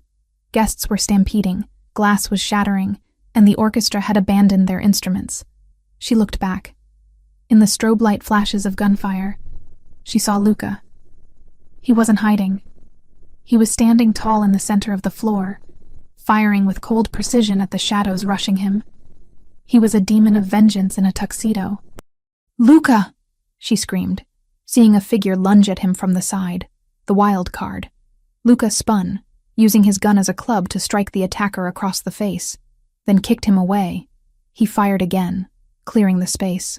Go, Vanessa! Go! He roared, his voice cutting through the screams. She reached the edge of the bandstand. A hand reached out from the heavy velvet curtains behind the stage. Vanessa flinched, raising her arm to strike, but a familiar voice hissed. It's Bruno. Mrs. Grant, come with me. Bruno, Luca's head of security, pulled her behind the curtain. The backstage area was dimly lit by emergency red lights. Where is Luca? Vanessa demanded, trying to pull away. He's right behind us. Move. We have to get to the loading dock. Phase 2 is active. Vanessa ran, lifting the heavy skirts of her dress. They burst through the rear exit doors into the freezing alleyway behind the hotel. The cold air hit her sweat-dampened skin like a physical blow. A black sports car, low, sleek, and aggressive, skidded around the corner and screeched to a halt in front of them. The passenger door flew open. Get in! Bruno shouted, shoving her toward it. Vanessa scrambled into the low seat. The engine was roaring like a trapped beast. A second later, the rear door of the hotel banged open again. Luca burst out. He was breathing hard, his tie undone, his gun still in his hand. He didn't look back at the chaos he had left inside. He sprinted for the car, vaulting into the driver's seat. Are you hit? He demanded, looking at her immediately. No, you? No. He slammed the car into gear. Vittorio is down, but his lieutenants are still standing. They will be chasing. Is this phase 2? Vanessa asked, gripping the dashboard as Luca floored the accelerator, the tires smoking against the asphalt. Phase 2, Luca confirmed, his eyes checking the rearview mirror where headlights were already appearing. We draw them out. We lead them away from the guests, away from the civilians. We take them to the killing ground. The warehouse, Vanessa realized. The warehouse, Luca agreed. He reached over and took her hand, squeezing it once before returning it to the wheel. You looked beautiful, Vanessa, even crawling on the floor. Vanessa let out a breathless, hysterical laugh. You know how to show a girl a good time, Santoro. Luca smirked, a flash of white teeth in the dark car. The night is young. He drifted the car around a corner, the G-force slamming Vanessa against the door. Behind them, 3 SUVs peeled out of the alley, their engines screaming in pursuit. The gala was over. The hunt had begun. Vanessa looked at her dress. The hem was stained with grease from the floor, and the velvet was torn. It didn't look like a queen's gown anymore. It looked like battle gear. And as she watched Luca navigate the city streets at 100 miles an hour, leading the wolves into his trap. She realized she wouldn't have it any other way. "They're gaining," she noted, watching the lights in the mirror. "Let them," Luca said softly. "They need to feel like they can catch us. That's the only way they'll follow us into the dark." He shifted gears, the car surging forward into the snowy night, leaving the glamour of the ballroom far behind. Ahead lay the industrial district, the warehouse, and the end of the line for the men who had dared to threaten what belonged to Luca Santoro. The engine of the sports car roared like a dying dragon, a mechanical scream that vibrated through the chassis and straight into Vanessa's bones. The city lights had long since faded into the rearview mirror, replaced by the desolate, flickering sodium lamps of the industrial district. Here, the snow didn't look like a Christmas decoration. It looked like ash, coating the rusting skeletons of abandoned factories and shipping containers. "They are still with us," Luca said, his voice terrifyingly calm over the noise of the engine. He glanced at the side mirror, his eyes narrowing. 3 cars. They are aggressive. Vanessa gripped the door handle until her knuckles turned white. She twisted in her seat to look back. 3 pairs of blinding LED headlights were cutting through the darkness, weaving in and out of the lane, closing the distance. These weren't the police. These were wolves, chasing a wounded deer. "I thought we were leading them to a trap," Vanessa shouted over the roar of the tires on the slick asphalt. "This feels like we're just running." "We are positioning," Luca corrected, jerking the steering wheel sharply to the left. The car drifted, the rear tires catching the slush and sliding perilously close to a concrete barrier before gripping again. "My men are 5 minutes out. We have to hold them here until the hammer drops. 5 minutes is a long time when people are shooting at you." As if on cue, the rear window shattered. The sound was explosive, a deafening crack that sent safety glass raining down onto the back seat. Vanessa screamed, ducking low, covering her head with her arms. The cold night air rushed into the cabin, bringing the smell of exhaust and gunpowder. "Stay down," Luca roared. He didn't flinch. He didn't duck. He kept his eyes on the road and his foot pinned to the floor. "Vanessa, get down in the footwell." She scrambled off the seat, curling herself into a ball in the tight space beneath the dashboard. The velvet of her dress, once a symbol of her queen-like entrance, was now just fabric tangling around her legs, stained with grease and glass shards. She felt the car swerve violently again, then a sickening metal-on-metal crunch as one of the pursuing SUVs tried to ram them from the side. "Hold on," Luca warned. He slammed on the brakes. It was a maneuver born of madness and precision. The SUV behind them, expecting a chase, couldn't react in time.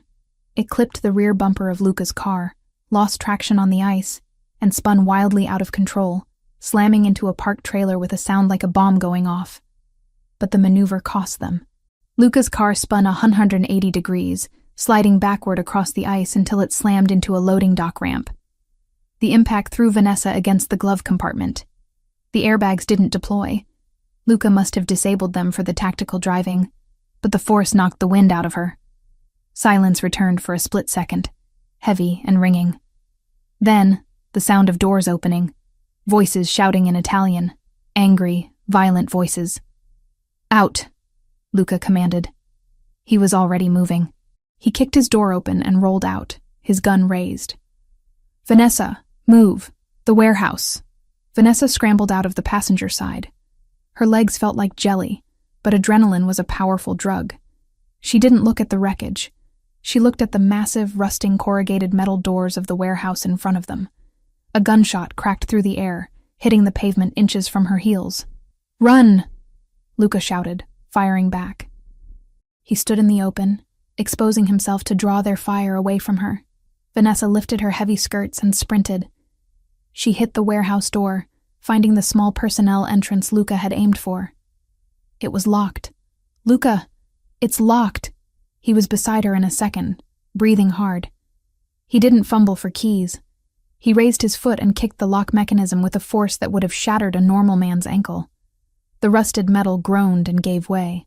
He shoved the door open and pushed her inside, following her and slamming it shut, just as a hail of bullets pinged against the exterior steel. Inside, it was pitch black and freezing. The air smelled of old oil, dust, and decay. It was a cavernous space, filled with shadows and old machinery. "Barricade!" Luca ordered, his voice tight. Vanessa grabbed a heavy wooden pallet leaning against the wall and dragged it over. Luca helped her, shoving a rusted metal cabinet against the door. It wouldn't hold them forever, but it would buy them seconds. "Are you okay?" Vanessa asked, turning to him in the gloom. The moonlight was filtering in through high, broken windows, cutting beams of blue light through the dust. "I'm fine," Luca said, but his voice was strained. Vanessa stepped closer. In the slice of moonlight, she saw it. The pristine white shirt of his tuxedo was no longer white on the left side. A dark spreading stain was soaking through the fabric, dripping down his sleeve. "You're hit," she gasped, reaching out. "It's a graze," Luca dismissed, trying to reload his weapon with one hand. "Just a scratch." "That is not a scratch, Luca." Vanessa's nurse training overrode her fear. She grabbed his arm, forcing him to stop. "Sit down. Now. We don't have time." "Sit down or I will sedate you with a brick," she hissed, her blue eyes flashing. "You are bleeding out. You can't fight if you pass out from blood loss." Luca looked at her. He saw the fire in her eyes. The same fire that had made her throw boiling coffee at a hitman. He sat down on a crate, his face pale but composed. "Fix it fast," he said. "They are flanking. They will come through the loading bays in less than 3 minutes." Vanessa didn't waste words. She grabbed the lapel of his tuxedo jacket and ripped it open. The shirt was soaked. She tore the buttons off, exposing his shoulder. It was an ugly wound. A furrow dug by a bullet through the deltoid muscle. It wasn't arterial, thank God, but it was bleeding heavily and would limit his movement. "I need pressure," she muttered, scanning the dark room. There were no bandages, no first aid kits. She looked down at herself. The burgundy velvet dress. Without hesitation, she grabbed the slit of the skirt and ripped. The sound of expensive fabric tearing was loud in the quiet warehouse. She tore a long, thick strip from the hem, ruining the garment completely. She didn't care. It was just cloth. He was flesh and blood. She folded the velvet into a thick pad and pressed it directly onto the wound. Luca hissed through his teeth, his head tipping back against the wall, eyes squeezing shut. "Fuck." "Breathe," Vanessa commanded, her hands steady now that they had a job to do. "I need to tie this tight. It's going to hurt." "Do it." She ripped another strip and wrapped it around his shoulder, pulling it tight enough to cut off the circulation to the skin, but stop the bleeding. She tied it off with a savage knot. Her hands were covered in his blood. It was warm and sticky, a stark contrast to the freezing air. "There," she said, her voice shaking slightly now that the task was done. "It will hold, but you can't use that arm to shoot." Luca opened his eyes. He looked at the makeshift bandage, the red velvet now stained with a darker red. Then he looked at her. Her hair was wild, coming loose from its pins. Her face was smudged with dirt. Her dress was destroyed, hanging in tatters around her legs. He reached out with his good hand and touched her face. His thumb traced her lower lip. "I never wanted you to see this," he whispered, his voice rough with pain and something else. "Shame. I wanted to give you the penthouse, the dresses, the lights. I didn't want to drag you into the gutter with me." Vanessa covered his hand with hers, pressing it against her cheek. "Luca, look around. We aren't in a gutter. We're in a fortress, and I'm not looking at a monster. I'm looking at the man who came for me when no one else would. I almost got you killed," he said, the guilt eating at him. "Tonight. The hospital. I am poison, Vanessa." "You're not poison," she said fiercely, leaning in until their foreheads touched. "You're the antidote. You saved me from a life that was killing me slowly. I would rather bleed with you in this warehouse than live another day safe in that apartment with Daniel." Luca stared at her, stunned by the ferocity of her loyalty. He leaned forward and kissed her. It wasn't a gentle kiss. It tasted of copper, adrenaline, and desperation. It was a seal, a promise.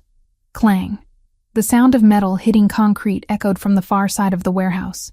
Luca broke the kiss instantly, the soldier returning to the surface. "They're inside."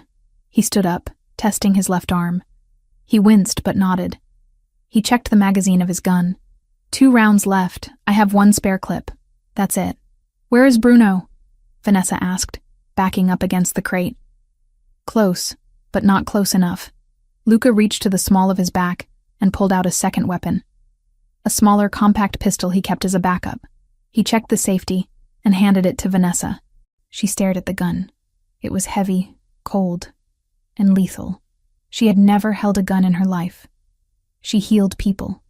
She didn't break them. Take it, Luca ordered. Safety is off. You point and you pull the trigger. Don't think about who they are. Think about Lily. Vanessa took the gun. Her hand trembled, then steadied. Lily. Okay, she whispered. Get behind those oil drums, Luca instructed, pointing to a stack of barrels near the center of the room. Keep your head down. Do not shoot unless they cross the yellow line on the floor. If they cross that line, you empty the clip. Understood? Understood. Luca moved away from her, heading toward the shadows on the right flank, drawing their attention. Vittorio sent boys to do a man's job, Luca shouted into the darkness, his voice echoing off the metal walls. Come out, let's finish this. A burst of automatic gunfire answered him, sparks flying from the pillar Luca had just passed. He returned fire. 2 controlled shots. A scream echoed in the dark. Vanessa crouched behind the barrels, gripping the pistol with both hands. Her heart was beating so fast it felt like a hummingbird trapped in her chest. She watched the darkness. She saw movement. To her left, while Luca was engaging the main group on the right, a shadow was creeping along the wall, heading toward his blind spot. A man in a dark tactical vest, moving silently. He had a shotgun. He was going to flank Luca. He was going to kill him. Vanessa didn't think. She didn't hesitate. The image of Lily opening her dollhouse flashed in her mind. The image of Luca bleeding on the crate. She stood up. Hey! She screamed. The shadow turned, surprised to see a woman in a tattered ball gown standing amidst the wreckage. Vanessa raised the gun. She didn't close her eyes. She aimed for the center of the mass, just like Luca had said. She pulled the trigger. The recoil jerked her arms up, shocking her. The gun barked loud and angry. The man grunted, spinning around as the bullet hit his shoulder. He dropped the shotgun, stumbling back. Vanessa, get down! Luca roared from across the room. The man scrambled for his weapon with his good hand. Vanessa fired again. The bullet hit the floor near his feet, but it was enough to make him scramble back into cover. I'm here, she shouted to Luca. I'm watching your back. Luca laughed, a short, dark, incredulous sound. That's my girl. But the situation was deteriorating. More shadows were pouring in. They were pinned down. Luca fired his last round from the main clip and slammed the spare in. We're out of time, Luca yelled. Vanessa, move back to the office, go. No! Go! Suddenly, the warehouse doors, the massive loading bay doors at the far end, exploded inward. It wasn't a kick. It was a truck. A reinforced black armored truck smashed through the corrugated metal like it was paper, headlights blinding everyone in the room. The 'Ndrangheta gunman froze, blinded. The rear doors of the truck flew open. Bruno stepped out, holding an assault rifle. Behind him were 6 men in full tactical gear with the Santoro crest on their vests. Clear the room, Bruno ordered.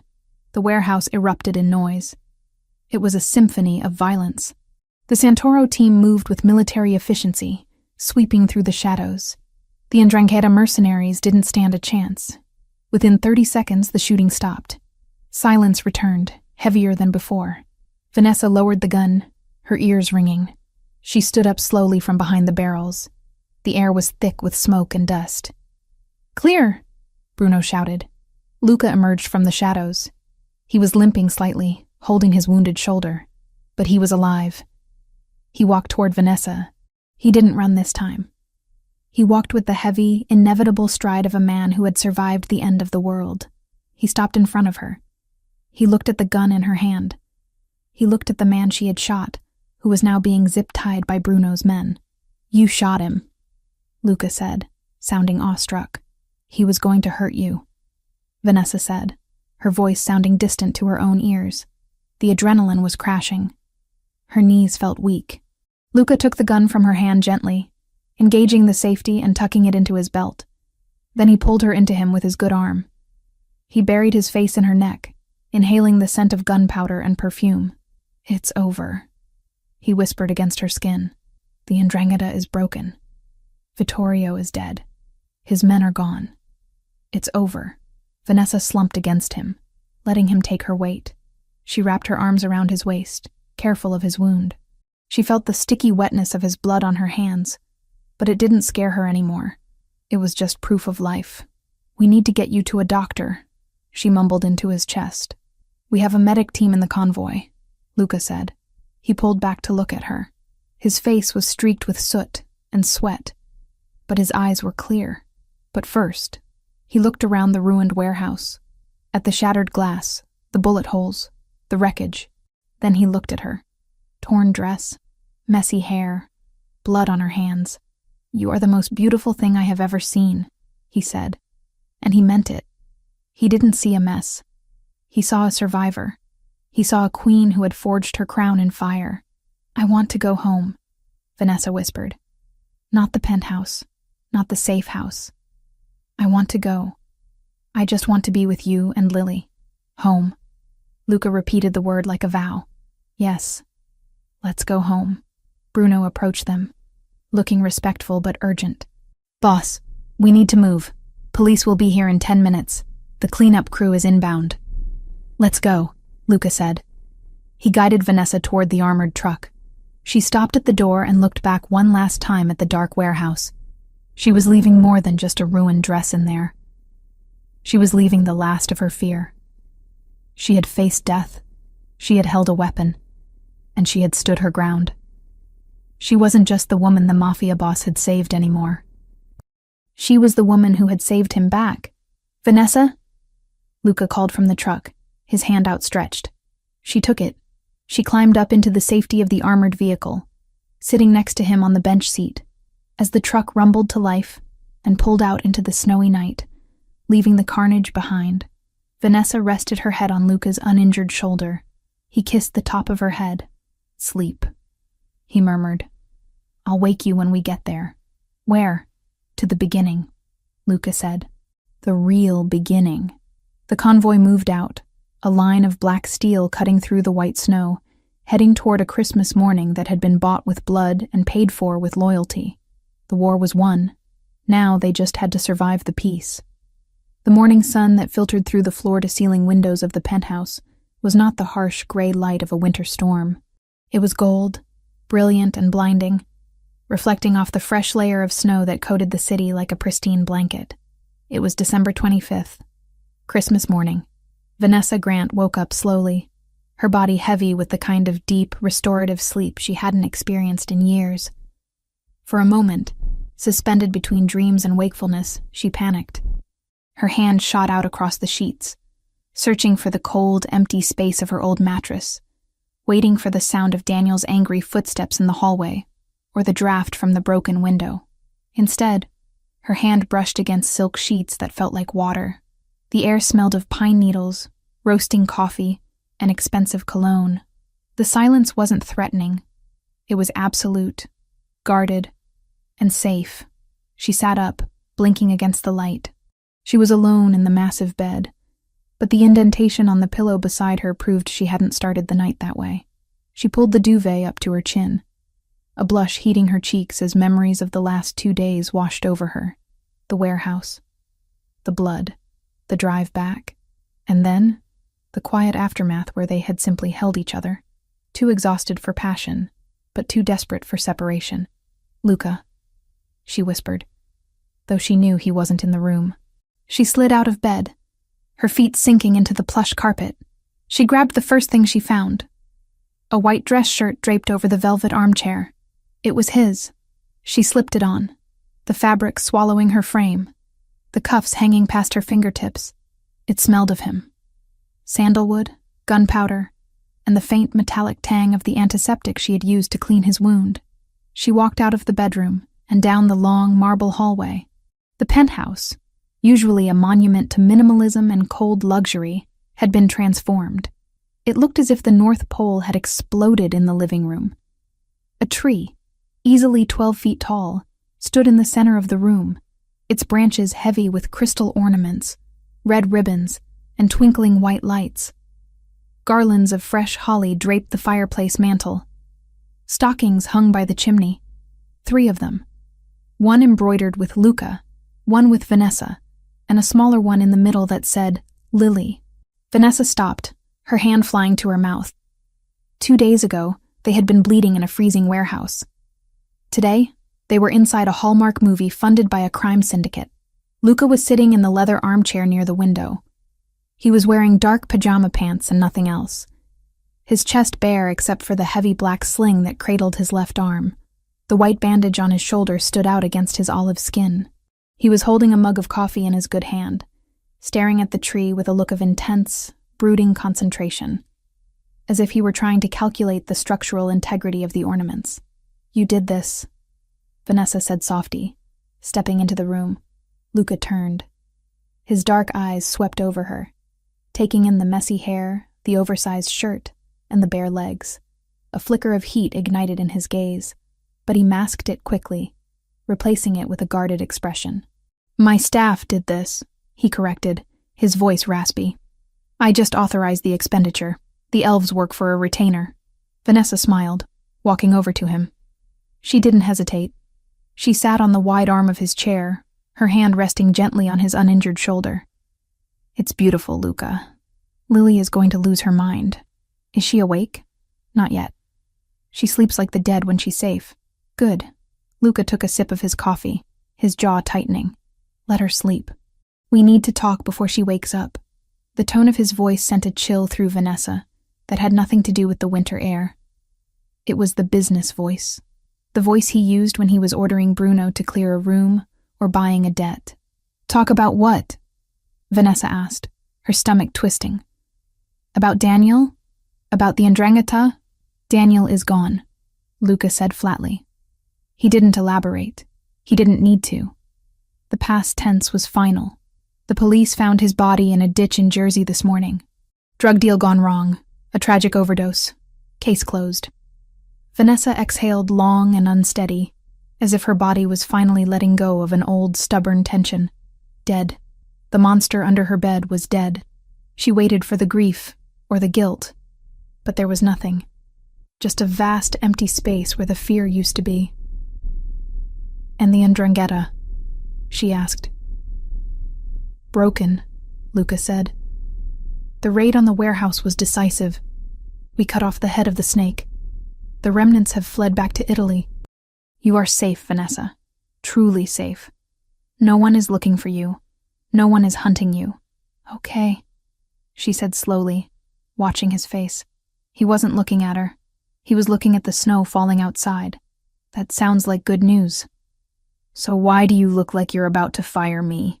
Luca set the coffee mug down on the side table with a sharp click. He reached into the pocket of his pajama pants and pulled out a long, rectangular velvet box. It wasn't a ring box. It was too long for that. He held it out to her. His hand was steady, but his knuckles were white. Open it. Vanessa took the box. Her fingers trembled slightly. She opened the lid. Inside, resting on the black satin, was a heavy iron key and a folded stack of legal documents. What is this? She whispered. Freedom, Luca said. He shifted in the chair, wincing as the movement pulled at his stitches. That is the deed to a house in Connecticut. 4 bedrooms, big yard, good school district. It is fully furnished and paid for in your name. The taxes are prepaid for 20 years. He pointed to the papers. And that is a trust fund for Lily. It has enough money to ensure she never has to ask Santa for food again. She can go to college. She can travel. She can do whatever she wants. Vanessa stared at the contents of the box. It was a fortune. It was the escape hatch she had dreamed of every night she lay awake in her old apartment. It was a clean slate. I don't understand, she said, looking up at him. Are you sending us away? Luca finally looked at her. His eyes were dark pools of pain. I am giving you a choice, a real choice. When we met at the mall, you were desperate. You didn't choose me. You grabbed the only lifeline that was thrown to you. You needed protection. You needed money. He leaned forward, his voice dropping to a rough whisper. You have those things now. The threat is gone. You don't need the monster anymore. Monster? Vanessa repeated, her voice rising. Look at me, Vanessa. Luca snapped, gesturing to his sling, to the bruises on his ribs, to the invisible weight of the violence he carried. I am a man who kills people. I am a man who starts wars in warehouses. 2 days ago, you had to shoot a man to save my life. You had blood on your hands. My blood. His blood. He looked away, shame coloring his features. I never wanted that for you. I wanted to be your hero, not your corrupter. You are a nurse. You heal people. I break them. If you stay here, if you stay with me, that violence will always be a shadow in the corner. You can take that key, Vanessa. You can take Lily and go to Connecticut and live a normal, safe, beautiful life where no one shoots at you. The silence that followed was thick and heavy. Vanessa looked at the key. It was heavy, cool metal. It represented safety, normalcy, the life she was supposed to want. Then she looked at Luca. She saw the tension in his jaw, the way he was bracing himself for her to leave, as if he had already accepted that he wasn't good enough to keep her. She saw the boy from chemistry class who had been shocked that someone would help him with a cut. She saw the man who had bought a dollhouse because a little girl asked for a father. She closed the velvet box with a soft snap. Luca flinched, as if the sound was a gunshot. The car is waiting downstairs. Bruno will drive you whenever you are. Vanessa stood up. She walked over to the fireplace, where a cheerful fire was crackling behind the grate. Vanessa? Luca asked, confusion clouding his face. She tossed the velvet box into the fire. Luca surged out of the chair, ignoring his injury. Vanessa, what are you doing? That is... I know what it is, she interrupted, turning to face him, her eyes blazing with a blue fire that matched the intensity of the flames. It's a severance package, and I don't accept it. It's not a severance package, it's a life, Luca shouted, closing the distance between them. It's safety. Why would you burn safety? Because it's not my life, she shouted back, stepping into his space, grabbing the lapels of his shirt that she was wearing. My life isn't in Connecticut, Luca. My life is here. With you. I am dangerous. He growled, looking down at her, his body trembling with the effort to not grab her. I will always be dangerous. So am I, Vanessa said fiercely. I shot a man, Luca. I didn't freeze. I didn't cry. I pulled the trigger because he was threatening my family. You think I can go back to being a normal suburban mom after that? You think I want to? She softened her grip, her hand sliding up to cup his face. The stubble on his jaw scratched her palms. You said I didn't choose you, she whispered. You said I just grabbed a lifeline. Maybe that was true at the mall. But I'm not at the mall anymore. I'm standing in your living room, wearing your shirt, staring at the Christmas tree you put up for my daughter. She rose on her tiptoes, forcing him to look her in the eye. I know exactly who you are, Luca Santoro. You are the man who remembers a tissue from 15 years ago. You are the man who sat in a freezing car to watch my back. You are the man who bleeds, so I don't have to. She kissed him. It wasn't tentative. It was acclaiming. I don't want the key to a house in Connecticut, she murmured against his lips. I want the key to this penthouse. And I want the man who comes with it.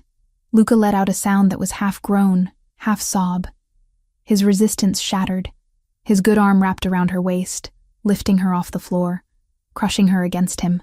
He pressed his forehead to her shoulder, breathing her in like a prayer he didn't deserve. I love you, he choked out, the words torn from the deepest part of him. I have loved you since I was 16 years old.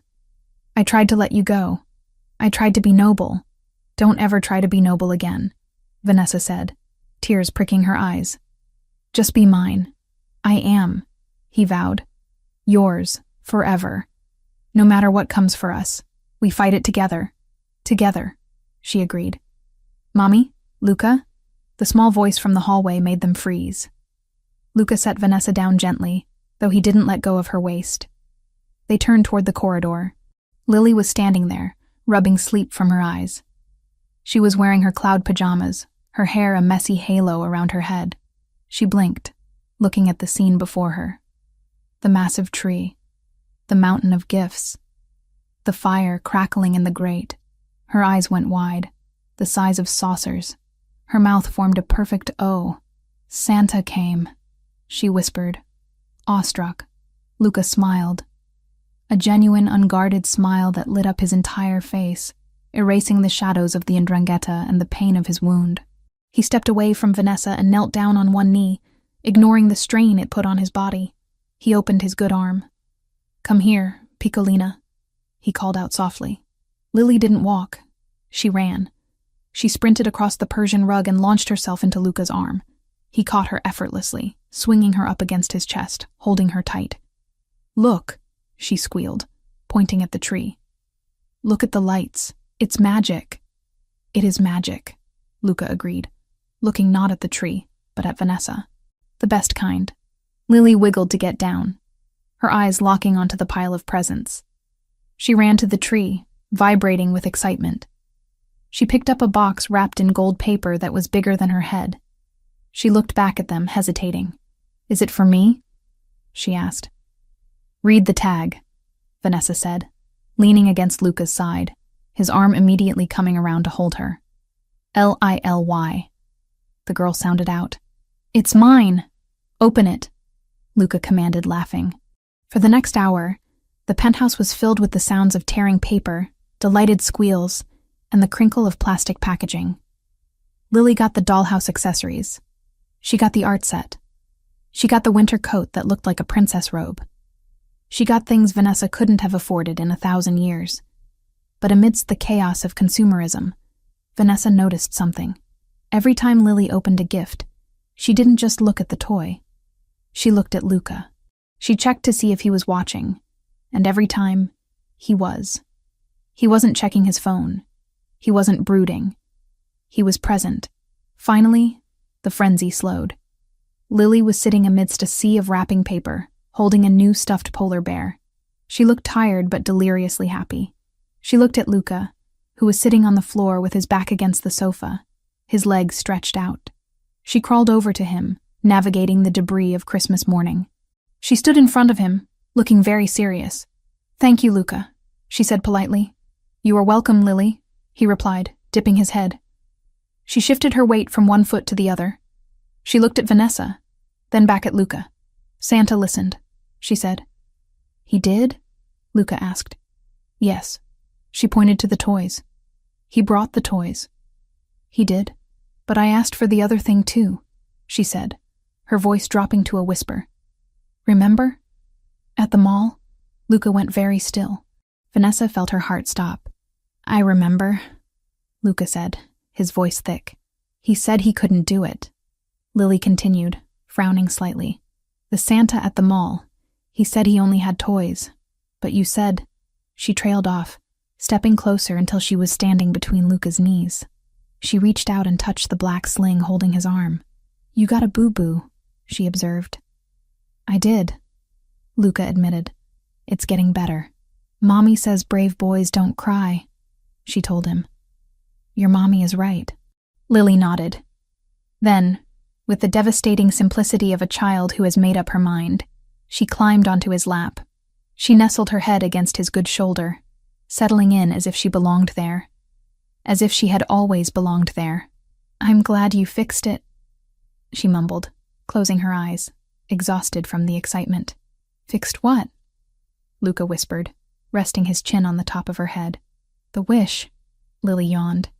"You make a good daddy?" The word hung in the air, fragile and absolute. "Daddy," Luca froze. He looked up at Vanessa, his eyes wide, shining with unshed tears. The man who had faced down hitmen, who had ordered executions, who had run an empire of crime, looked completely undone by one word from a 5-year-old.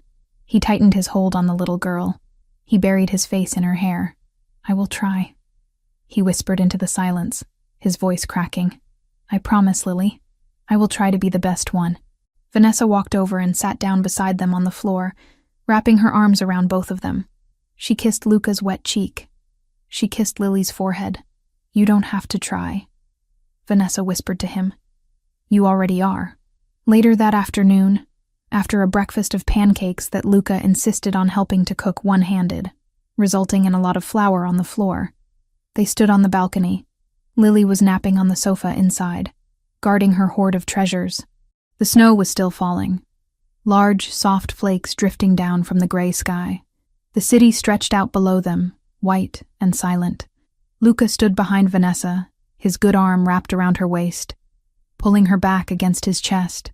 His coat was draped over her shoulders again, just like that first night on the roof of the mall. But this time she wasn't shivering. This time, she wasn't looking for the exit. "Are you happy?" Luca asked quietly, resting his cheek against her temple. Vanessa looked out at the skyline.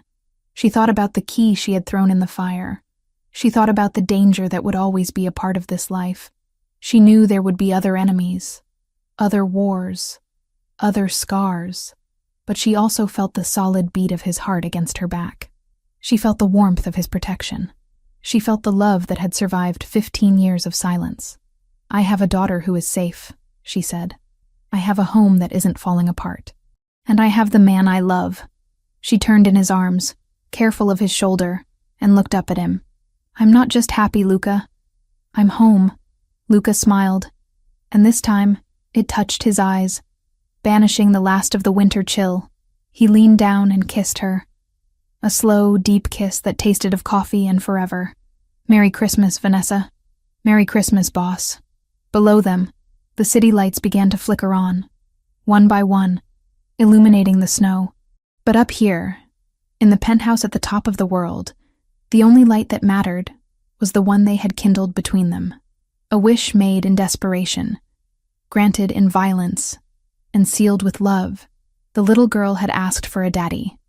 The woman had asked for safety.